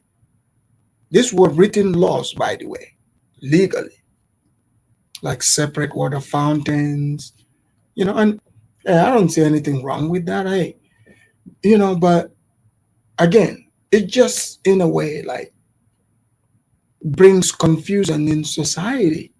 If we're going to live in a society together, I mean, I agree, you would be dumb to, you know, make those type of laws to go out of your way to try to force somebody to feel like they are less than you. Yes, I agree. Like, that's pretty dumb, right? So, but regardless, the blacks during those times, Jesse came from that. They did well. So here we go. They were decent back then, and more families were intact back then, and they still were dominated by white supremacy because that's why they had a civil rights movement back then, Jesse. There was a reason why you're talking about this utopia that black people were good, which we were, and we were still getting our brains beat out. That's why they had a civil rights movement, sir. That's why black people put on their church clothes and got dogs sicked on them and water hoses sicked on them because they were still under the system of white supremacy. As decent as they worked hard, they were educated, and they were still getting beat up by the white supremacists, Jesse. So we can't if deny white people supremacy. don't give you reparations, will you live a life of unhappiness, feeling like a victim and blaming them the rest of your life if they don't give you reparations? Well, the thing is, we have to do the best we can do, unfortunately, under a system of white supremacy until we learn how to produce justice. This is why victims of white supremacy have to get codes in order to replace the system of non-justice, which is white supremacy. Tariq, answer the question. So, good question. If the blacks don't get reparation, are they going to continue to cry victimhood till they get it? He's not going to answer it honestly. So, let's try again.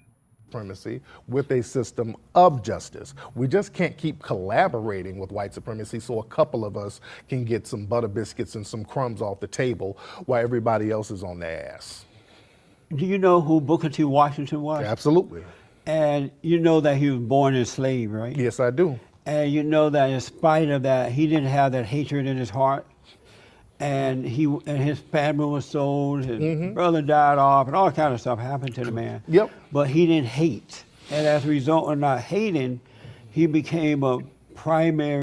All right. Let me bring in Ola. Ola, welcome to the Afridamus Report. Yeah, Ola, are you there? Yeah, I'm hearing you. Ola, what's your take on this conversation, seeing what Tariq Nasheed is saying here and what the Tariq Nasheed, this is before the FBA.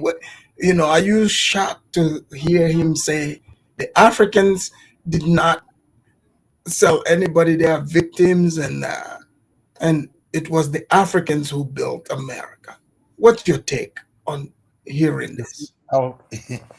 You know, I saw him in the Breakfast Club. That was years back, when he was talking about promoting his book about Africa and all those things. At that time, he was very proud to be an African. Africa make him strong. Even me hearing him here, it's kind of like, he was now he's playing to the gallery. You have to understand. Do you think the peanut gallery was going along? Do you think this is what fooled a lot of Africans? They were in their emotion, saying, "You see, Tariq Nasheed is with us." Yes, I think especially those Africans in London. You understand me? Yeah. I think the Africans in US, I don't think they really trust him or something like that. No, not us. Because we know. You see, you guys are just beginning to see this on the internet. We live here. Yeah. So I think he was more playing he was trying to get the bag from those guys in London. So in Australia, mostly Europeans, Africans. That's what he was really targeting. He was going to London. He was doing other things, and out of the blue, when the money was not coming there anymore, or the money was not coming from those people anymore, he was giving lectures there. Yeah, I heard he was banned from going to the UK. Yeah, because he was promoting another type of I guess, I don't know, just it was creating a scene that was not conducive for the good living together of the Europeans. You know what I mean? So Ola, you've heard the blacks talking about they have to delineate, and so now is everything making sense? Because you see, in their claim for reparation, they have to claim being African. And have you noticed he did not challenge Jesse here, who was this man? He was born and raised on a plantation. He grew up in the Jim Crow era. Yeah, because why did he challenge this man? Because this man is far more intelligent than him, and you have to understand, he always said this thing to the Wabos. You understand me? He always said this where you see look, every time if you look at the view, maybe when this guy was making his own show, he was making money from it. The other one said the Indians, I forget his name. One guy that he was also a rapper before, who also get faded, so I forget his name. This Don Galloway or whatever he called himself. Okay. I think I've heard the name. So when that guy was very popular, was making money and everything, he started shipping. He started shipping his own ship towards that lane of that. Yeah, we were black people here already. We were here already. He didn't go to the Indians. He was always using the Aborigines. He started dabbling. Yeah, Dan Calloway, somebody. So from there, he now become first of all, when he Ola, now that we the Africans have the tapes here to prove, do you think those of us that are here, an American citizen, if they approve the reparation, would you fault us for showing up for our check? You can because you can ask for the check because Yes. they say they're no longer Africans, Right. that they're not Indians. So Right. if you're not Indians and you don't have African, you're not African descender, then say you're not right for the reparation. You have to ask an Indian person or other group of people to pay whatever is being owned. You have to understand this reparation they're talking about. I read that some group of black people also own slaves. They own thousands of slaves. Yes. And did you see? Are you surprised he brought Madam Tinubu into this? Yeah, because he will always bring things. Sometimes he want to know who are these people that are dealing on slave. What is their name? But it's a Madam Tinubu wanted the slaves back. No, even me that came from Nigeria not too long ago. I was also hearing about that woman. I have to like go and dig her record and everything. You did. So in Nigeria, people don't know about. No, people don't know nothing about. No, people don't know nothing about her. Oh, wow. When you check deep into the history of the people that run that way, a place called Badagry. Yes, you understand me. So Badagry is a town in Lagos. Yeah, I did a show on Badagry. Yeah. So she was like the wife to one of these king of Badagry. You understand me? At that time. And she was dealing on slaves like hell, going to. But Tariq said Madam Tinubu did not know that the slaves they were not gonna return the slaves. She don't even care, because that was her business. She was ruthless. She was going to a place like Ogun State, just in a little bit outside of that beach territory. So you think that like that story, that history, they hide it from Nigerians? I mean, I read it in books. I'm like, it's in books. It's written. I've never read anything about Madam Tinubu in the history of under the slave. Like over here, like there is like library, this big library I go to. There's entire sections about, like Africa, like West, East, South. Entire sections, like you can read it. She's not the only one that participates on it. You have to. That is even Yoruba section of it. You understand me? Then if you have to go towards the east, the Igbos, you understand me? They were selling like hell also. Towards the Gulf of Guinea. You understand me? That creek down. That can take you straight to. They can even take you to Guinea, to Guinea-Bissau. Can take you to. You can find yourself in between, even to Ghana. You understand me? So the British were just taking them from canoe there. So what really actually formed what area called Port Harcourt today? You understand me? And Calabar. These are slave people they brought for the inner land of. So FBA came from there, huh? Yeah, most of them will come from Badagry and towards the Gulf of Guinea. You understand me? That's where most of them came from. So Ola, then FBA is a Nigerian problem. These are Nigerian insurgents that are rising up. No, you cannot call this. No, they're being missed. These are missed Africans, Gambia, Senegal. They didn't just park them. They were transiting, also picking them like bus stop. You understand me? So you have to. You cannot just throw them all say, "Oh, Nigeria, these are your people." No. These are all group in one. You understand me? The Afridamos, we Nigerians are preparing to take over Gambia soon. Yeah, because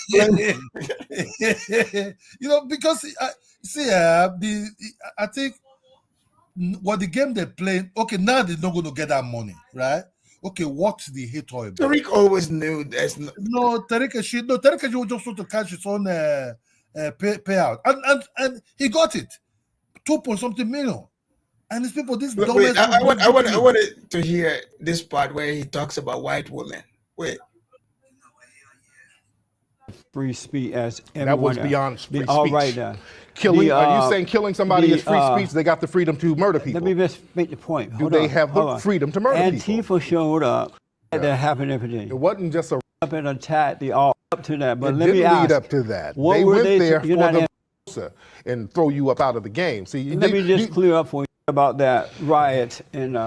100% agree with you. Do you discriminate? We're on the same page. Do you discriminate? Discriminate how? Do you discriminate? I'm not in a position to discriminate against anybody. Do you discriminate? I'm not in a position to systematically discriminate against anybody. Because we're talking about a system. I'm asking you a simple question. We're talking about a system. Do you discriminate? You haven't defined discriminate as far as systematic.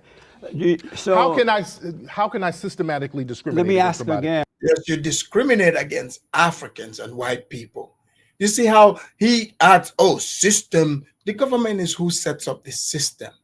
he doesn't want to answer it honestly. Let's hear him if he's gonna answer it honestly. Jesse, Would a Jesse, white supremacist Jesse, do good by don't black oversell people? it, Jesse.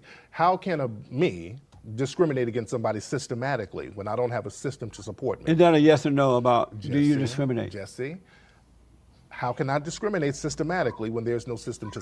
The question is not systematically, it's you as a human being. Do you discriminate? It is humans who discriminate. What are you talking about? You see how he's deflecting from answering the truth? It is humans who discriminate. What is he talking about?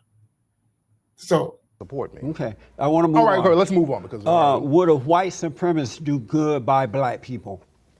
they haven't so far, so no. So they the won't. definition of a white supremacist is to not do good And you by black believe people. that That's the definition. You can't be a white supremacist and do good by black people. And you believe that as a you collective. can't be a white supremacist and do good by black because people. Systematically, Okay. you have to keep black people collectively in a certain position. Now, what Amazing. they'll do, they'll get an individual black person, and they'll try to shower them with gifts or whatever. They'll let an like you, Tariq, individual black person live in the house. So you believe that President Trump, the great white hope, is a white supremacist, right? I suspect that he is. You suspect? I suspect And that so, he is, based on his actions. Remember the 3 black basketball players from UCLA who went? What's feminism? Those women who are into, Obama said he was the first feminist president. Right. There are women who call themselves feminist. Right. Women. Do you support them?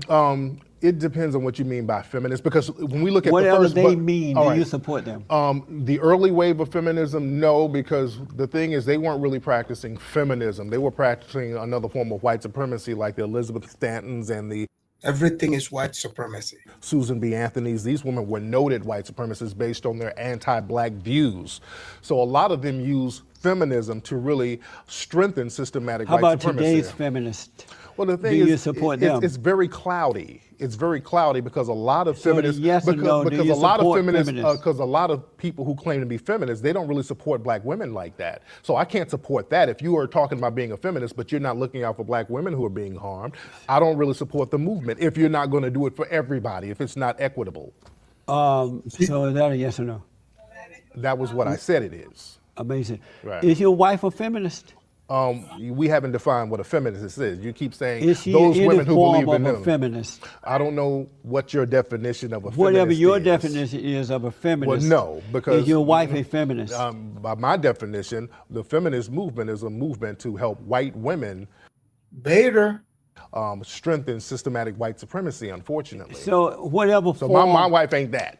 But she is a feminist. My wife is another victim of white supremacy like her husband. So it doesn't know your wife is not. So his wife, a Mortison, whose mother is white, is also a victim of white supremacy, according to him. A feminist. You can't be a feminist if you're a victim of white supremacy. How are you going to help another group and you're victimized? So let me ask you one Collectively. final question. Yeah, go ahead, brother. Did you have fun? All. Whack MCs, lay 'em down like towel. We should be against that, and I agree with you, Jesse. you I 100% agree with you. do you See, we're only discriminate? in an alt-right group, alt-rights or white supremacy And Nazis. so they showed up. All right. Okay, let's get to the I think, discussion real quick. Go I ahead. think you see, this guy is just cashing in some money. And you have to understand, he was also a hustler when he was a dancer to Puff Daddy video clip.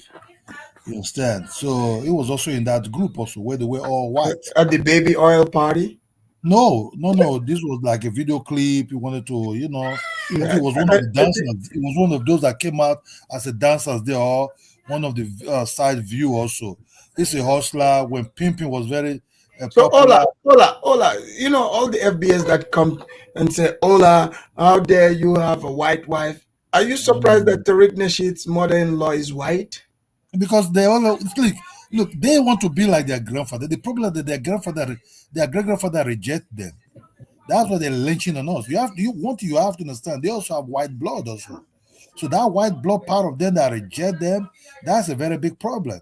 So you see, when you be rejected by your great grandfather, you become pissed, you become annoyed, you become everything. When you look at the white people, you think like, whoa, man, I got blood of these people, but why these people don't want to accept me?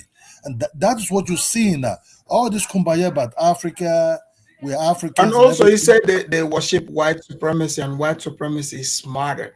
Are you shocked to hear that? Because they said they built everything.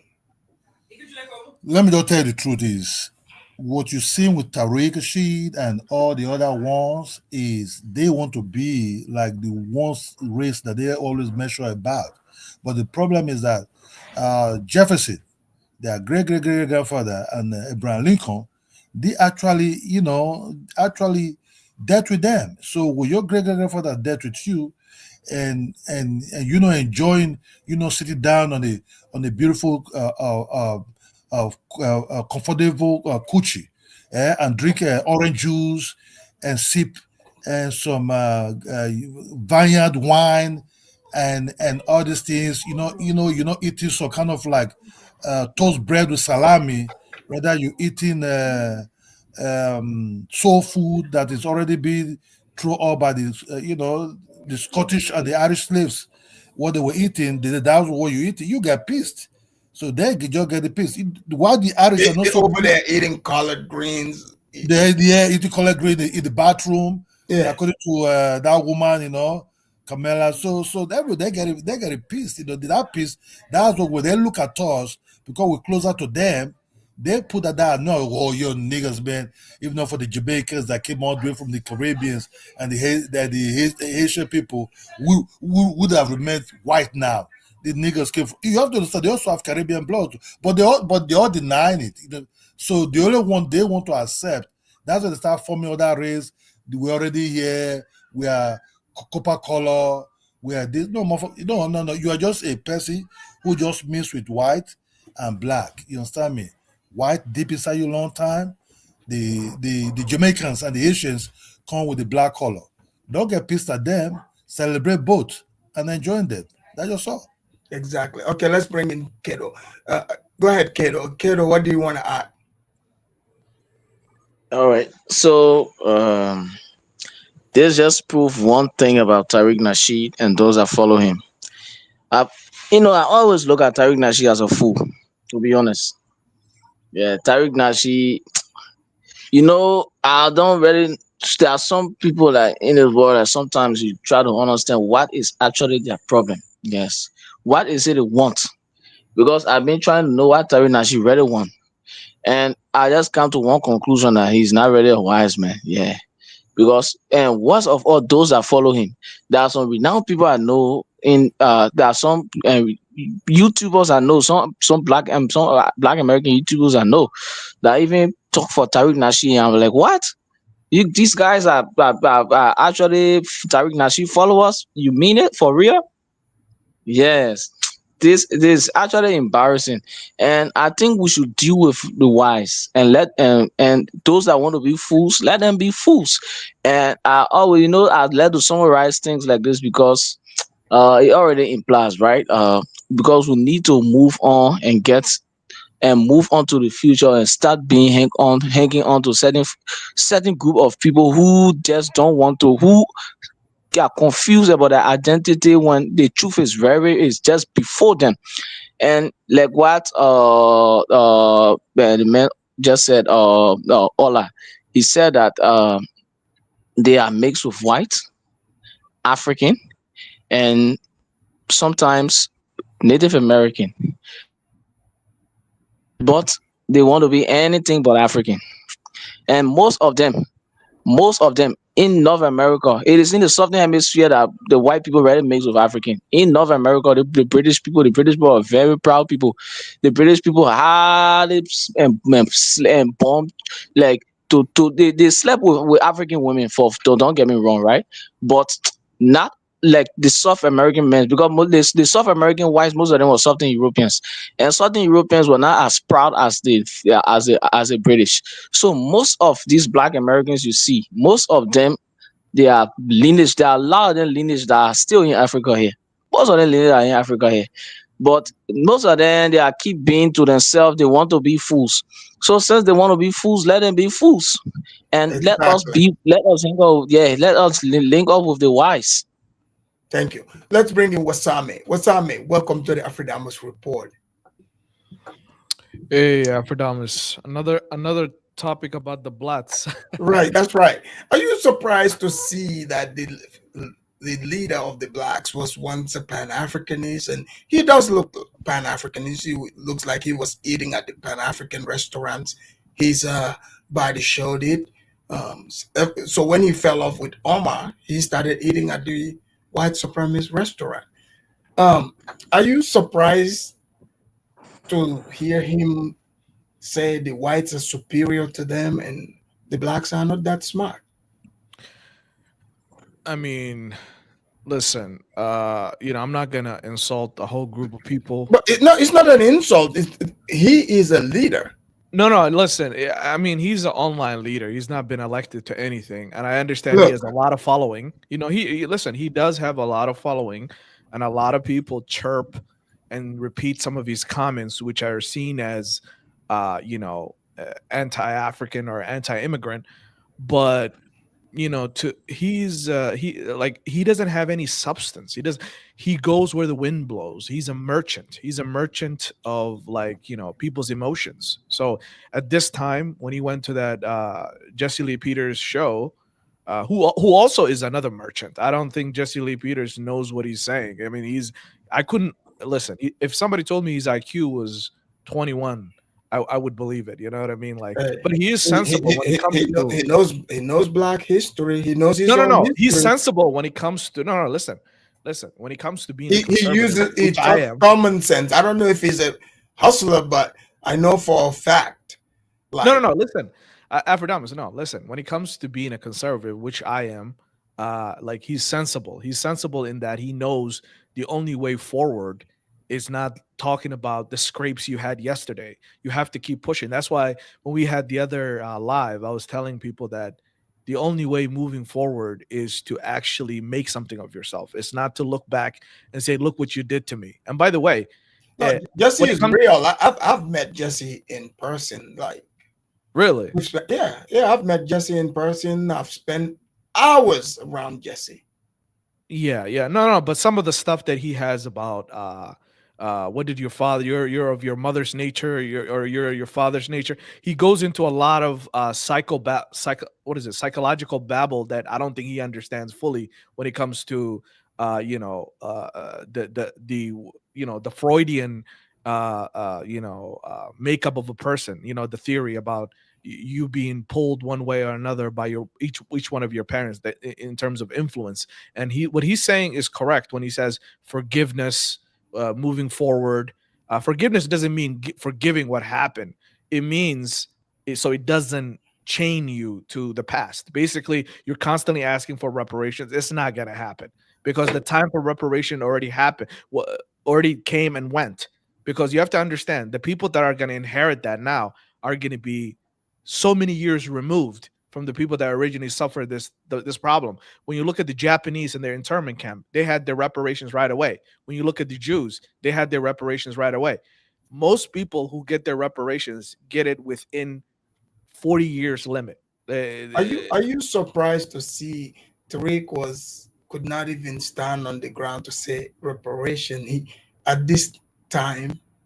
Oh yeah, yeah. Listen, and the fact that he doesn't even understand when he talks about feminism. I mean, you're on the same boat as feminism because Right. you That's why all he you was being are. asked that question. He Yeah, didn't even because get he it. knows it's a feminine characteristic to be begging Mhm. somebody who beat you and submitted I, you. I mean, it's like I don't think a lot of these people that make this argument understand how much of a female they are. It is female who generally will, like they have no problem with, trying to shame somebody that clearly dominated them in a battle. But that's what I'm saying It to you looks is normal for men. It's not like it's you not lost. it's not normal, and it's also it brings you not close. It doesn't bring you closer to freedom. Right. Freedom comes from self-reliance. Self-reliance begins with what? Not depending on other people. Once you give up that control, and you're saying my future is determined by your ability to give me reparations, then you lose the whole plot. The whole plot has no meaning now. What you have to do is you have to, and when you look at even Martin Luther King, he didn't advocate for reparations in the sense that we hear today. What he talked about was structural reparation, meaning giving people avenues to better themselves. But Like have you noticed Tariq refused to answer yeah, the absolutely. question about how did he, Tariq, how is he making it? Can't he tell the blacks, show them how the blacks can make it too? He said he understands white supremacy, but how come he cannot teach the blacks to understand it and overcome it? No, what he understands is taking advantage of the weak. Right. Like the vulture That's comes. my whole point. Yeah. The vulture cannot be a lion, so he has to be a vulture. He has Right. to eat the carcasses that was left by the lion. So when you see a vulture advocating for you, and he's like, "Oh my God, you need." He's not there to advocate for you. He's there to eat up your carcasses. He's there to shake down whatever money that was left by the lion. You know what I mean? Like whatever meat that was left in your bones by the lion. He's also there. It's like they used to make movies about this real life stuff where, like you've seen movies where like a man is with their woman, generally black movie, he's maybe a drug dealer or just working. And let's say he tried to protect his family, right? Shoot somebody, goes to prison. Then you would see like the neighborhood pimp would come in and pretend like they're there to help them. Yeah. But during the movie, you would see they would eventually turn this woman into a street worker. Yeah. Like they'll come in your time of need. But they come in as rescuing them, like helping them. But they've already planned it out. They come in there to exploit her. But yeah, because it's the best time to exploit when somebody is hurt, when she's vulnerable. 100%. And this is what he's doing to his people. What he's doing is they have the he knows they have the moral superiority when it comes to a wrong has been done to them. Therefore, now to make it right, what he wants to do is to have all these people support him and act like he's doing movements. He hasn't done one single thing. He hasn't introduced a bill. He doesn't galvanize the group to vote for something. He hasn't been behind anything. All he does is goes online and drums up controversy. But are you surprised in this? He's claiming that they are, it's the Africans who built, free African labor, but now the war is against Africans. The thing is, though, at that time, the way he viewed Africans, he actually viewed himself in that light. So right. What he happened? He argued against Africans, saying Africans sold other Africans. Yeah. And now that he has like these people coming over and actually doing well for themselves, like he views that as like, hey, there's only one room for Africa, one room for blacks. You know what I mean? Like, we're supposed to be reaping the reward, not you guys or whatever. So that's why when we had this conversation the other day, we had this individual that came on, I forget his name, Vox or whatever, and he was saying, oh, we laid the groundwork for you guys. And I'm like, dude, what groundwork are you laying down? You're fighting for your life, just like everybody else in life. Right. You know what I mean? Like the fact that you had if you say you laid the groundwork, that means now you are at a different level. You're not struggling. But if you're trying to figure yourself out, sir, you have not even laid nothing for yourself to begin with. It's almost like a white person telling a white American telling a European that comes over, I laid the groundwork for you. Like, no, you came here, you spread west, you manifest destiny, you were trying to conquer the place. This is what you were doing. You were doing something for yourself. Just because I followed you in your footsteps or I followed the trail you took, that doesn't mean you led me. Well, it's just like me claiming like Gambians that come here, me saying I'm the one that paved the way for them. Yeah. I came here, I'm doing my own thing, It's a very odd thing. It's almost like a construction worker coming to you and taking you, hey, you want to thank me for building the road? I'm like, aren't you getting paid? You're getting paid to build the road. You're doing your job, man. Exactly. Nobody is putting a gun to your head. You know what I mean? You're doing the work. These people were trying to survive. They're trying to be more than a 3/5 of a person. They were trying to fight for their rights. Just because I come along 50, 100 years later, that has no bearings on me. But isn't it funny how they're like, where were you? And I always say, I wasn't born. Oh yeah, you coward, you knew it was gonna be hard, you refused to be born. or they come to you and they say, you sold us. Yeah, I wasn't born, buddy. Oh my God, dude! Let me By the way, I just Charlie. want to say one last thing. I want to Yeah. say it all comes from one mindset, which is I think I spoke earlier last live too. It's a collectivist socialist mindset, which is like no individual has free will. Everybody is a descendant of somebody, and everybody has been wrong. That's why they always talk about, anytime they write, an email, they always include everybody. They're like, oh, please don't clap. You have this person who can't do this. It's just like too many corners have pads on them. No, people aren't. It's just free to like be that. It's free. just like that pronoun movement. That Yeah, happened to it's me. I was in ridiculous. a meeting before years ago, and Yeah. everybody they put like they introduce themselves. They would say he pronoun, she pronoun. When they got to me, I introduced myself, and I didn't say anything. Like You can they see you. looked I at can me, see you. and That was- they did not even try to correct me like at all. Like I was like, if you're confused by what I am, I'm sorry. Like you're gonna have to suck it up. Yeah, it's You say you no. can see what? Dude, I no, they don't see how weak of a mindset they're coming from. It's all in the same umbrella. This mindset of feminism, mindset of pronoun games, this mindset of reparation, give me help. Like this whole mindset is not going to go anywhere. Exactly. Let's bring Charlie. Uh, Charlie's of the Mortician tribe. He's only gonna get 3/5 reparation. So Charlie, how does it feel knowing that you can't get full check? Huh? Man, I ain't trying to get a check. I'm just happy to be able to walk to the corner store and get me a Nutty Buddy bar. Oh man. You seen Tariq when he was Pan-Africanist, he was eating good at the Omar restaurant.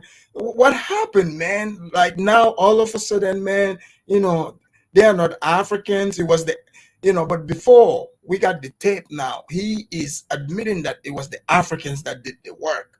So, what do you make of this interview? I didn't really catch the interview, but if you're saying it's Tariq admits that black people are inferior to whites, in what way? Not physically. Well, we gotta ask. He said the whites are smarter. It depends on which one, right? Well, we just gotta ask Tariq this because he said the whites are superior. So he went back and forth. 1 minute they are superior, another minute, they are not. He figured it out. So the bottom line is Let me the ask way. you a question. So let me ask Yeah. you a question. Is Shaquille O'Neal inferior to Donald Trump? According to Tariq, yes. That's what I'm saying. That's a great example, the one I just gave you. Yeah, according to Tariq, that would be a yes. We are going by his logic. So Tariq is clearly playing games. Right. That's my whole point. Like, Yeah. imagine somebody convincing other people that other people are superior to them, and those people believing it. You see? Right. Let's bring And Prince. he leads a lot of people. That's what's so bad about it. But he's just trying to get money, man. He's just playing games, man. He's getting paid though. Let's bring Lord Princip. Lord Princip, there you are. Lord Princip, are you there? Can you hear me? Oh man, are you? I read your comment. You wanted you trying to take negrology degree from from Carla. What did he do now? No. I said you gotta audit it. I like Colin. Oh, He keeps saying he has a negroology. I never seen him in no class. No. He doesn't have the degree because this is the only college that studies that gives out those degrees, and he doesn't have the intelligent level to pass the classes here. So no, he doesn't have the degree. Now, Kyler smart, but I think he suffers something similar to No, Tyreek. no, he's They not have smart. the He's victimhood don't let him problem. fool you. He's not smart. He's dumb. But go ahead. But my thing is they have the victimhood issue, and I feel like that's what Tyreek plays on. Like I think that's one of the things that he learned from a guy named Nilly Fuller, who preaches that basically that they're like in a jail and they can't escape the jail because all routes lead to the whites, and the whites somewhat are the only source of power, and they don't have no power. This is what I was telling I think Zongo in the chat that some of the Black Americans are So what right. do you make? What? Racism do exist, but they Okay. have the Well, power to explain. go around to. Hmm? What would explain? What would be your if you say it exists? What is your version of racism? There are white people and other groups of people, not just white people, but other groups of people who basically look at Black people as a collective as inferior to them. So It's not all of them, but it exists. are there black people that see other people as inferior to them? Absolutely, but that's forms of racism. You don't have to hate anybody or view anybody as inferior to love your own people. So No, when you mix but that what with I'm saying, power, if black people see other people that are, see them as inferior to them, is would that be racism as well? yeah, because I don't. I believe no man is inferior inherently. I think I don't No, believe that. No man is inferior. what I'm saying, would that be racism? You know, punk. Yeah, it is. It is. It is to a degree. It is That, because you don't have to. I'm listening. so if the person thinks that they're superior to someone, but the only way that would work is if you see yourself as inferior to that individual. Whose fault is that if you see yourself as inferior to someone? The whites, though, the whites educated them through slavery and through different propaganda that they don't have any power and they should be dependent. Even if you look at how they placate a certain message of even how they display Malcolm or Martin, is like the all roads lead to white. So to a certain degree, there some of them are wired that way. That's why they have issues with some of us foreign blacks because some of us foreign blacks is like, hey, there's a certain ways in which we can create our own enclave. There's a certain ways we can combat racism. That's not rooted But in so much of a victimhood again, standpoint that they okay. take issue with that. So then it's not. So do you? So is if racism exists, it's a bad thing, right?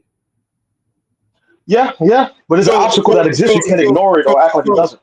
okay, if it's based in skin color, why would, because someone like you said, foreign, immigrant black.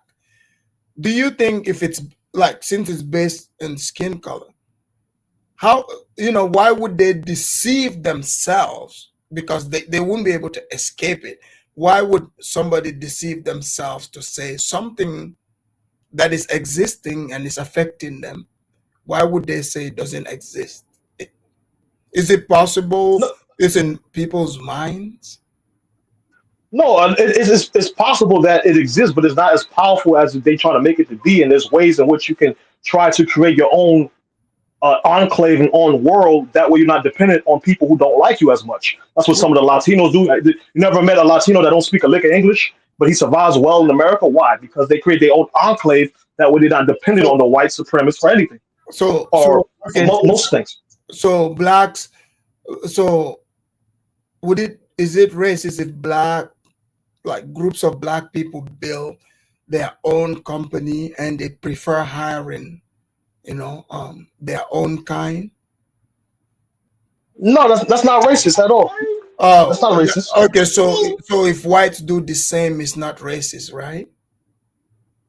No, but if you gotta pay attention to my definition of No, racism. no, My no, no, definition of no, no, racism no. is not about. Wait. No, I'm saying if if blacks build it and they prefer blacks, it's not racist. So the same goes across the board. If whites build the same thing, right, and they prefer white, why would that be racist? But blacks' action is not racist. like I said, it's there's nothing wrong with anybody wanting to make something for themselves. Like it's just common sense. If you have a son, you would most likely want your son and Yeah, daughters to inherit the fruits of your work. That's a but natural thing.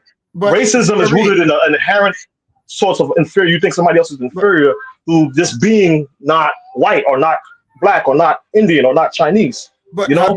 have you ever seen white people running around talking about they are superior to blacks? Oh, not in the present day, but in the past, absolutely. That was a No, thing in the what I mean, past. have you ever witnessed it in your lifetime?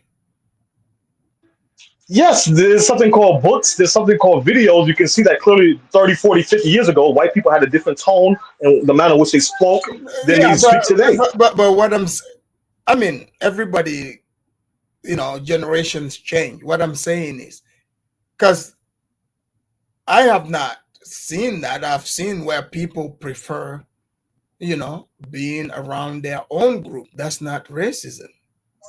That's not racism. That's not racism. Yeah. But So, like I said, like I said, some of it is like Tariq keep reiterating that he's a victim. He's a victim. It's rooted in their programming. Some of us may not have the same exact programming as they do, when so we people, look for solutions while they look as if they're incapable of creating solutions without whites, which is a dangerous way of thinking. That's why but sometimes uh, Kala even goes down that road, and I tell him that's not the but way to be thinking because that's like, go excuses. ahead. That's angry people that make excuses. See, if you have a business and your business you want to make money, for instance, smart people, are you going to hire the best candidate, the person who is gonna bring you more income and efficiency, or you're gonna choose somebody based on skin color, even though they're gonna cause you losses? Like which one? Well, Which one but would you? you can do both because even in America you No, no, see no, people no, no. What I'm saying send- is, if yeah. you are in the business of making money, right? When you're hiring, I mean, you're in the business of making money. Are you going to hire someone because you have the same skin color, or the person that's gonna help you make more money? It's about what you're trying to do, longevity. Like you look at China, America made sure to, if they didn't know something, they'll allow somebody else to teach them, and then they No, slowly no. allow their own I'm people to talking. learn it. That way they soon enough can do it themselves. So That's smart. if you have a business, you're going to hire somebody because you have the same skin color N- over. I don't, like, no, I'm saying you should do both. Like you can hire somebody of a different race to teach you how to do certain things. If they're good, you can keep them aboard. But at the same time, if you want to hire your own people and give them more opportunities, you can have them train under people who know. That's what the Chinese did. That's what white people did. That's what So all different races did. so You know.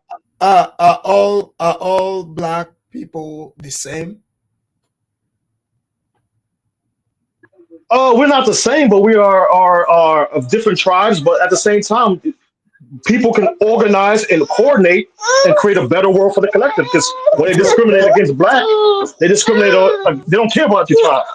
They don't care about if you're Haitian or Jamaican or no, you but what I'm Igbo saying, or Hausa. Or, don't you think this thinking is coming from within, from you as the individual? what you mean by that? What you mean by that? Because you are saying, for instance, I just asked you if you're running a business. In many Okay. words, you're telling me you would choose the person based on skin color rather than profits.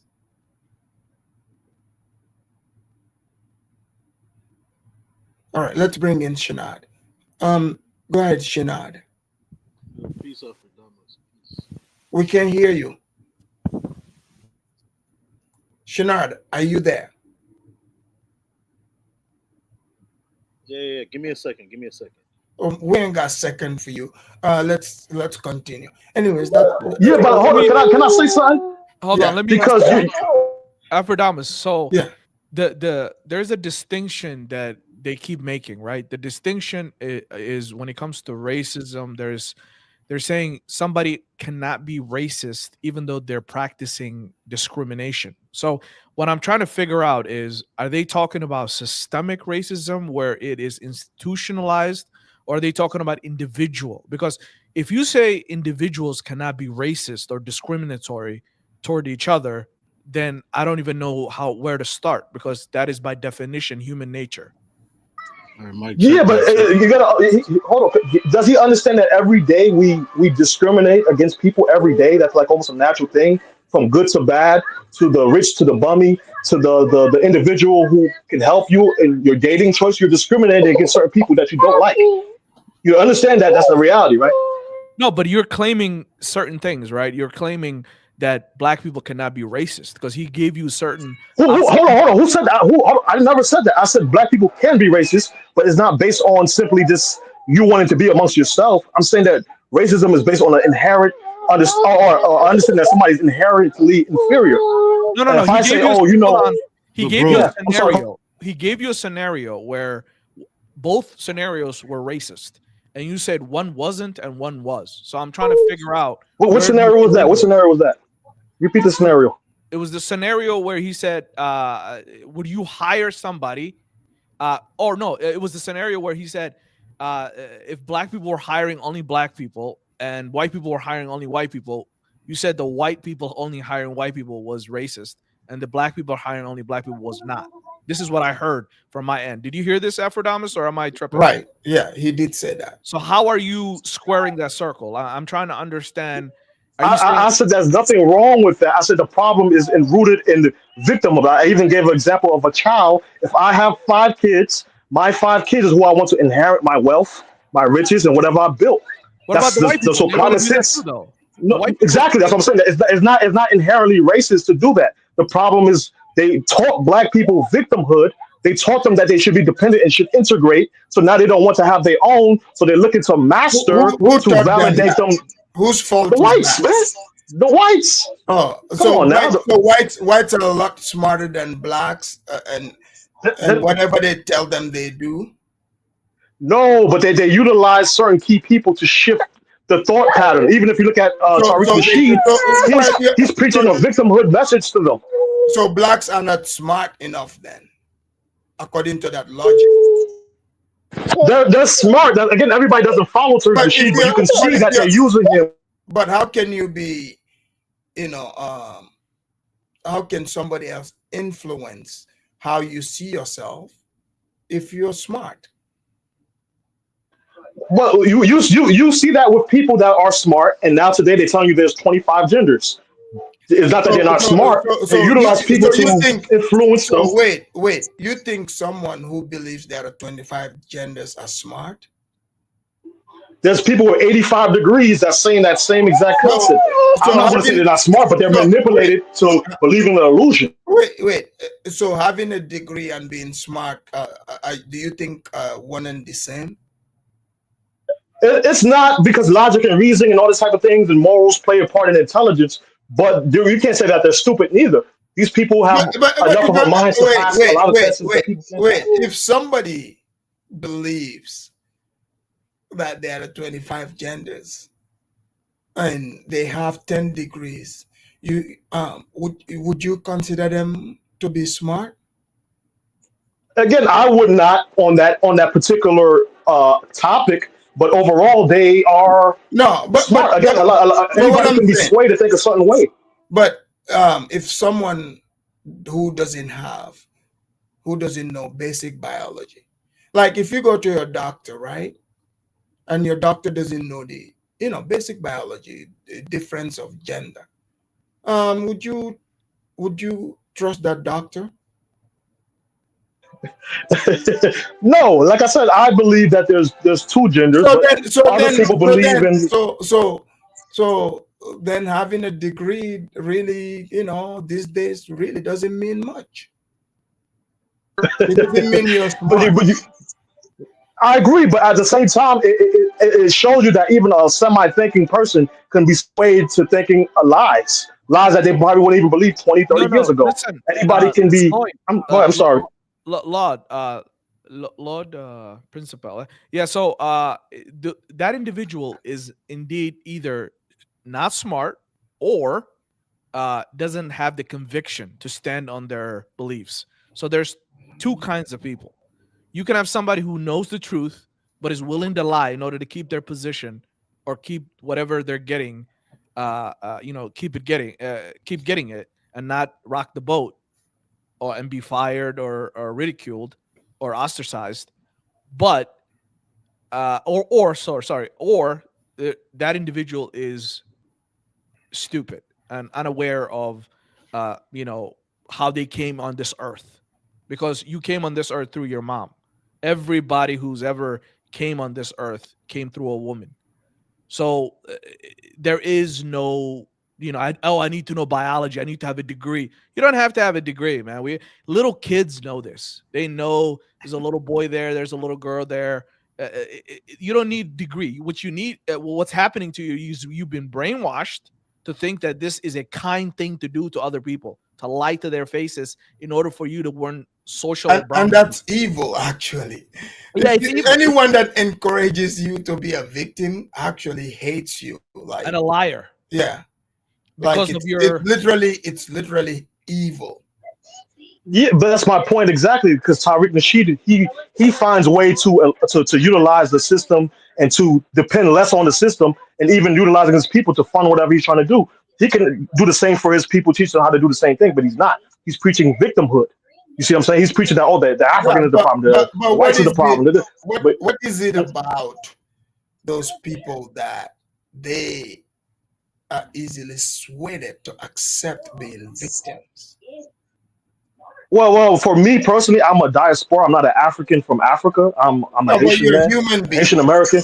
You're, Yeah, but you're I'm human. gonna tell you from our the diaspora. I believe a lot of us we come from tribal people who had chiefs and priests, and in many ways we still seek that naturally. And he's like you said, he's a preacher. He paints himself as a leader, as a scholar, right? He shows his wealth, so a lot of people flock to him, although not the majority, but a lot of people do, and that's what's like some of the elements of our African uh, culture that we still seek out those forms of leaderships, right? So I think that he plays that So character. how come you said you seek that, but the real people coming from Africa like us, we don't seek that? Why is that? If that is But really no, but I have witnessed you guys talk highly about your chiefs and your what chief? kings What chief? and Yeah, they priest should be Baba able Ba to. CCC and Which priest Baba Baba and Iman wait, from Somali or Senegal. wait. You being enrolled in the university here. Have you ever heard me, revering a chief, imam, No, or but you're priest? you're you're you're one professor from No, one nation. But I'm saying but there are if you want people to be that honest, Sonicke warrior. there are plenty of That's what you people call that yourself. called here that call from different nations, we but talked straight about from elected Africa. individuals. We talked Elected about individuals, yeah, but we do not hail them as people that are deciding, moral things for us, or seeing as our leaders controlling our culture or family dynamics. They're just there to do some job that we need them for, but we don't see them as over us. not over you, but they sway thought, they sway No, they opinion, do not. right? If I ask you about your former president, you'll tell me that he's better than the president that's here today. He I has a wouldn't. spine, right? I The guy that wouldn't. got, Well, you just answered for me. like I said, but I'm saying You you're trying to but you're trying to dance, you're are trying you to tap dance, asking me? man. It's again, a president is different from when you listen to like Dr. Umar and uh just like you said, like the blacks are looking for a leader. Any random person can be their leader. So it's But you don't. But may I ask you a question, Professor? You don't think that's a remnant of us seeking out leadership, like yeah, but that's not an a priest that African we used to culture. have, or a preacher? That's not because of African culture. That's maybe adopted here in the plantation. Nah, because even in Haiti, it's the same thing. A lot of the leaders are is either like Yes, their leadership from their own community, or Haiti their was priests, or their Oga, like voodoo priests, right? yeah, but So Haiti that's was from a those realms. I plantation. think. Haiti was a No, but plantation too. no, but like say the European was to delegate a leader, they're not going to follow that leader. They're going to follow the guy that has the charisma, that have the spirituality, that's a former Catholic priest, or like Jean Bertrand Aristide, Bilolo Congo. He's a Oga, like he's a voodoo priest. These are the people that they respond to and like. You know what I mean? So it's like a natural, like certain people say that leadership is divine, like it comes from a higher place, and you can't just designate a leader. That thought is still there. So I feel like Tariq Nasheed, he plays that prism. He plays that the intellectual. He say he's a priest. He shows off, But stuff like that. So I'm sorry. Go ahead. do you think people who have like a strong father figure, strong character in their life, would seek, like, you become a grown man, you think they would seek another grown man and seeing them as their leader? I'll say yes, because a lot of us look for leadership. Like even let me say one more thing. Like, I'm gonna stop. Before Tariq was this anti-African guy, he was a Pan-Africanist leader that even Africans respected, right? So we can't act like he's like a Joe Schmo. He placated to that, and he utilized that to rise to his fame, and he switched over. That's all I gotta say, though. No, but I'm confused by all right. why would any Afro-Damus, grown man see another grown man as please. their leader? Afro-Damus, all right. Let me talk to that, please. So, leadership is very needed among the human race around the world. A grown man, everybody, one way or the other, in every group, in order for a group to move ahead, you need to have a head. So a leader is a head. So having a leader is actually a good thing. It doesn't make a person less of a person to say that they want a leader. I believe that it is a right thing to want a leader, Okay, so because what's wrong with FBAs having a leader? so yeah, it's not about it's not about FBA having leader. To me, for me, the only about that is not about I would decide to talk on now. The problem I have is the group FBA, the meaning of it. That's the problem, because I feel that it's leading other Africans in the other lost Africans there astray, and it's leading them away from that ancestral homeland Africa. But let me talk on what I want to say, right? So I've gotten to honor. I've noticed this thing among black people around the world. It seems like we all have similar problem.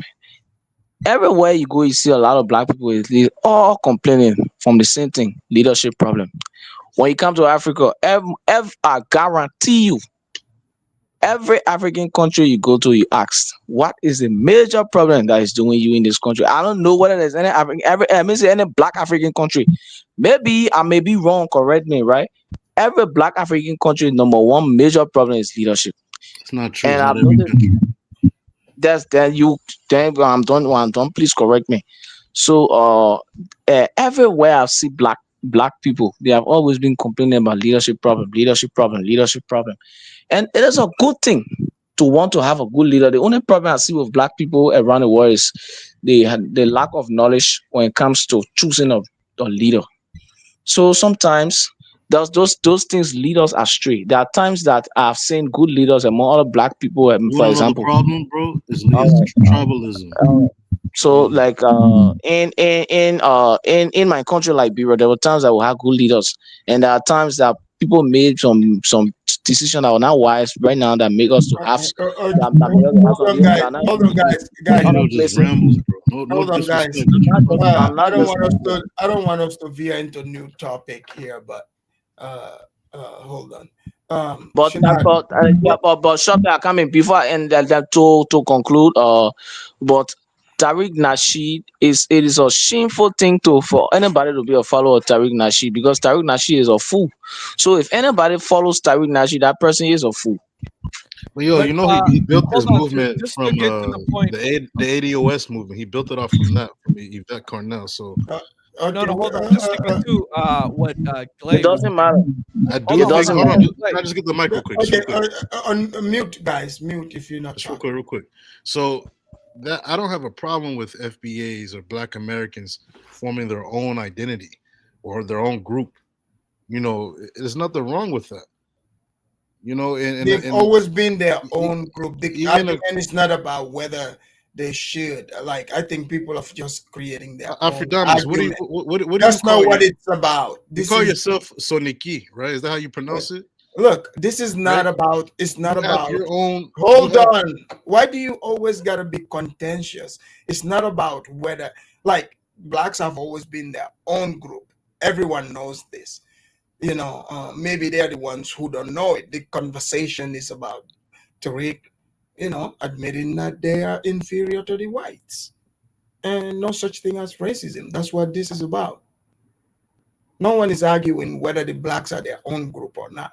That's not what this is. I didn't see the video. I've been in Then and why out. did you call in? No, I got an idea of what it's about because that looks like when he was back in when he was making those Hidden Color series. If you know what Hidden Colors is, um, that's before he created the FBA movement, right? Right. Yeah. Yeah. I mean, if he's speaking with Jesse Lee Peterson, then that kind of shows you what his real. I mean, he already. I do believe he thinks he's inferior to whites. I do believe that. He kind of fooled me back in the day because I watched all of those Hidden Color series back in Oh, you're those one of the disciples? no. I'm saying before he turned FBA. No, but you were He one was of the actually disciples back in no, I was because never. so now that he No, I'm said just saying like he'll post like trailers of his of those those documentaries on yeah, World but Star you were Hip one Hop. of the followers back then. No, I'm just saying Look, it's I didn't okay even if you I did. didn't even pay for none of those Look, videos. I'm not gonna remove your tether card. It's okay. I'm talking about when he was teaching African history, Black history. That's when, because Uh, he was a Pan Africanist, it seemed before, but then he switched that's over what I to was saying. yeah. So that's what I'm saying. So every time I talk, I feel like I'm about to be cut off, so I can't really get to my point. You can I at least speak without being cut off, man? You only do this shit with me, man. If you stay within the topic, because you wanted to come up with things that nobody is saying here. Yeah, but yeah, the movement that he created as an offshoot of Yvette Carnell's movement, which is ADOS. This is not what that is about. I know. That's not what we're talking about Yeah, here. I'm getting to my point. So I believe that the FBA movement and FBAs in general, it's just I don't want to use the word tap dancer because I know every time I use it, you throw me in the back. But it's a tap dancing movement for the Republican Party. It always seemed that way even before the election. So he's really a Trump supporter. He's just, you know, getting Black Americans together to vote Republican. And it all started during the pandemic when they were giving out those stimulus checks. A lot of people were scamming those PPP loans and stuff like that.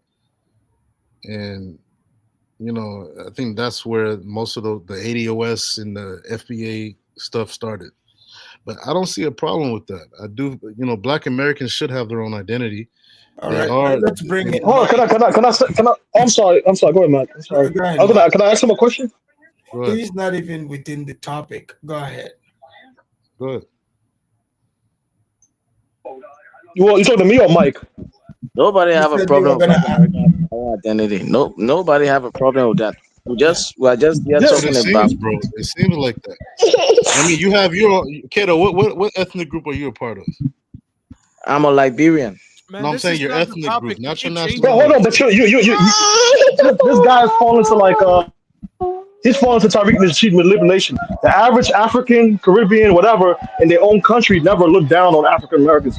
The average African or Caribbean, we saw them from the prison on like Jet Magazine, constant images of them. Lord Principal, too much noise in your Yeah. background. Oh, I'm sorry, my daughter. Hey, hold on, You got- Afrodamus. you Can I got a say a lot. couple things quickly?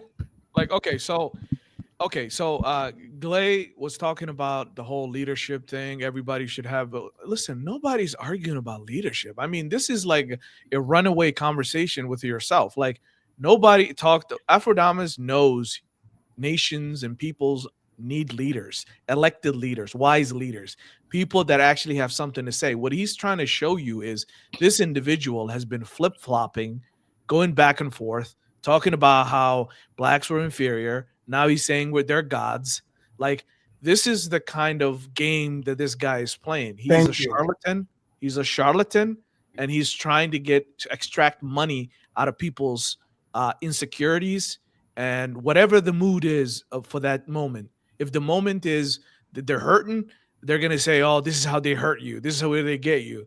If the moment is they want to flaunt to other Africans, talk about how their flies running all over their flies all over in the sky. There's a kid starving, and they want to, come to us and dance and act like they're superior. Then that's the mood he's in that moment. So this is what he's talking about. He's talking about there's no consistent message that is in him. It's all about bravado. It's all about optics. There is no substance behind the flash. You see what I'm saying? So this is what we're trying to get at. Please stick to the topic, people. So man. are you let me ask you something. Are you against reparations? We don't care about it. Mike, go ahead, Mike. Thank you, man. That question always annoys me too. Like someone will ask me, "Hey, Mike, are you surprised to hear? Are you surprised to Like, see Tariq admit that the blacks are inferior to the whites? They are victims of white supremacy, and he said it was the Africans who provided free labor. And he denied that the Africans ever sold Africans into slavery. Are you shocked to hear this from years ago before he was the leader of FBA? Hey man, at this point, anybody that haven't figured Tariq Nasheed out, they haven't figured that the guy is just there for the money. I can't help you, man. I don't think that person can ever be redeemed. I'd be saved, honestly. If you haven't figured this guy out, I don't. Like at this point, man, this whole thing is becoming sad, man. Honestly, after that was like, it's becoming sad. I got to a point I'm like, you know what? Instead of me being upset with these people, I just gotta. It's like at this point, I just gotta feel sorry, man. Because what I've discovered is that it's like people are looking for a leader. They're looking for a man, someone to follow. It's like they're constantly looking for someone to follow. And one of the worst mistakes you can make in this life is to depend on another man to lead you somewhere. No man is created. No man is made to lead another man. In this world, you have to build yourself and lead yourself. You can't follow. You cannot. That's the worst mistake you can make in this life, to look for someone to follow. Are you following Afridamus right now? I'm not following. I'm listening. Did you subscribe to his channel, bro? So that's me. Yo, Mike, can I say something to this guy? Hold on, maybe. See, that's another thing. IQ level, man. When you following, hold on. We all have a destiny. He calls himself Afridamus, basically, like. Okay, let me clarify myself so that way, maybe you get it. In life, we all trying to go somewhere. If you haven't figured where you're going in life, then maybe you're one of the people I'm talking about. In life, we all have a destiny. You got to figure where you're trying to go in your life. Where I'm trying to go in life is not Afridamus' channel. This is just entertainment. I know where I'm trying to go in life. In fact, I've gone very far. I have my own company. I got kids. I got legacy I'm building. So that's where I'm going in life. I'm building legacy for my children and grandchildren. That's where I'm going in life. You understand? I figured that out way back. I didn't need another man to lead me there. As a young person, I'm trying to know, okay, what's the purpose of my life? As a teenager, what am I created for? What am I in this world for? And then when I read books and do research and things, and I discover, this is where I want to achieve in life before I leave this world. I figure myself. So I began to lead myself. Now, does it mean you can find mentors? No, you look for mentors after you already discover where you're trying to go, and you look for people that have actually gone through a path, and then maybe you learn from reading books and be inspired and stuff. You can be inspired by people, but not follow people. When you begin to, I'm not here to be interviewed by you, man. Just allow me to talk, man. All right, go ahead. Now, what I noticed in the American society, probably in Africa too, it's like everybody's always looking for that movement. And then everybody's always following someone that's not even an elected official. There's not someone of any. There's not of any people of like irrelevant. Like, okay, for example, Tariq Nasheed, is there an elected person to actually create a policy to get you somewhere or anything? Why would you want to follow an elected person? He's just an individual. He created. Why would you want to follow an elected? Hold on. Anyway, when someone is elected, that means the person is in a powerful position to actually make policies to impact Okay, to what is going on exactly so in that Nigeria? dude, Nigeria's I'm not government. here to be interviewed. What's going Okay, on go ahead. over there? Mike, They just requested a can I say new something to this guy? 500. Let me You answer. I'm lost not your following any 500 president. million, bro.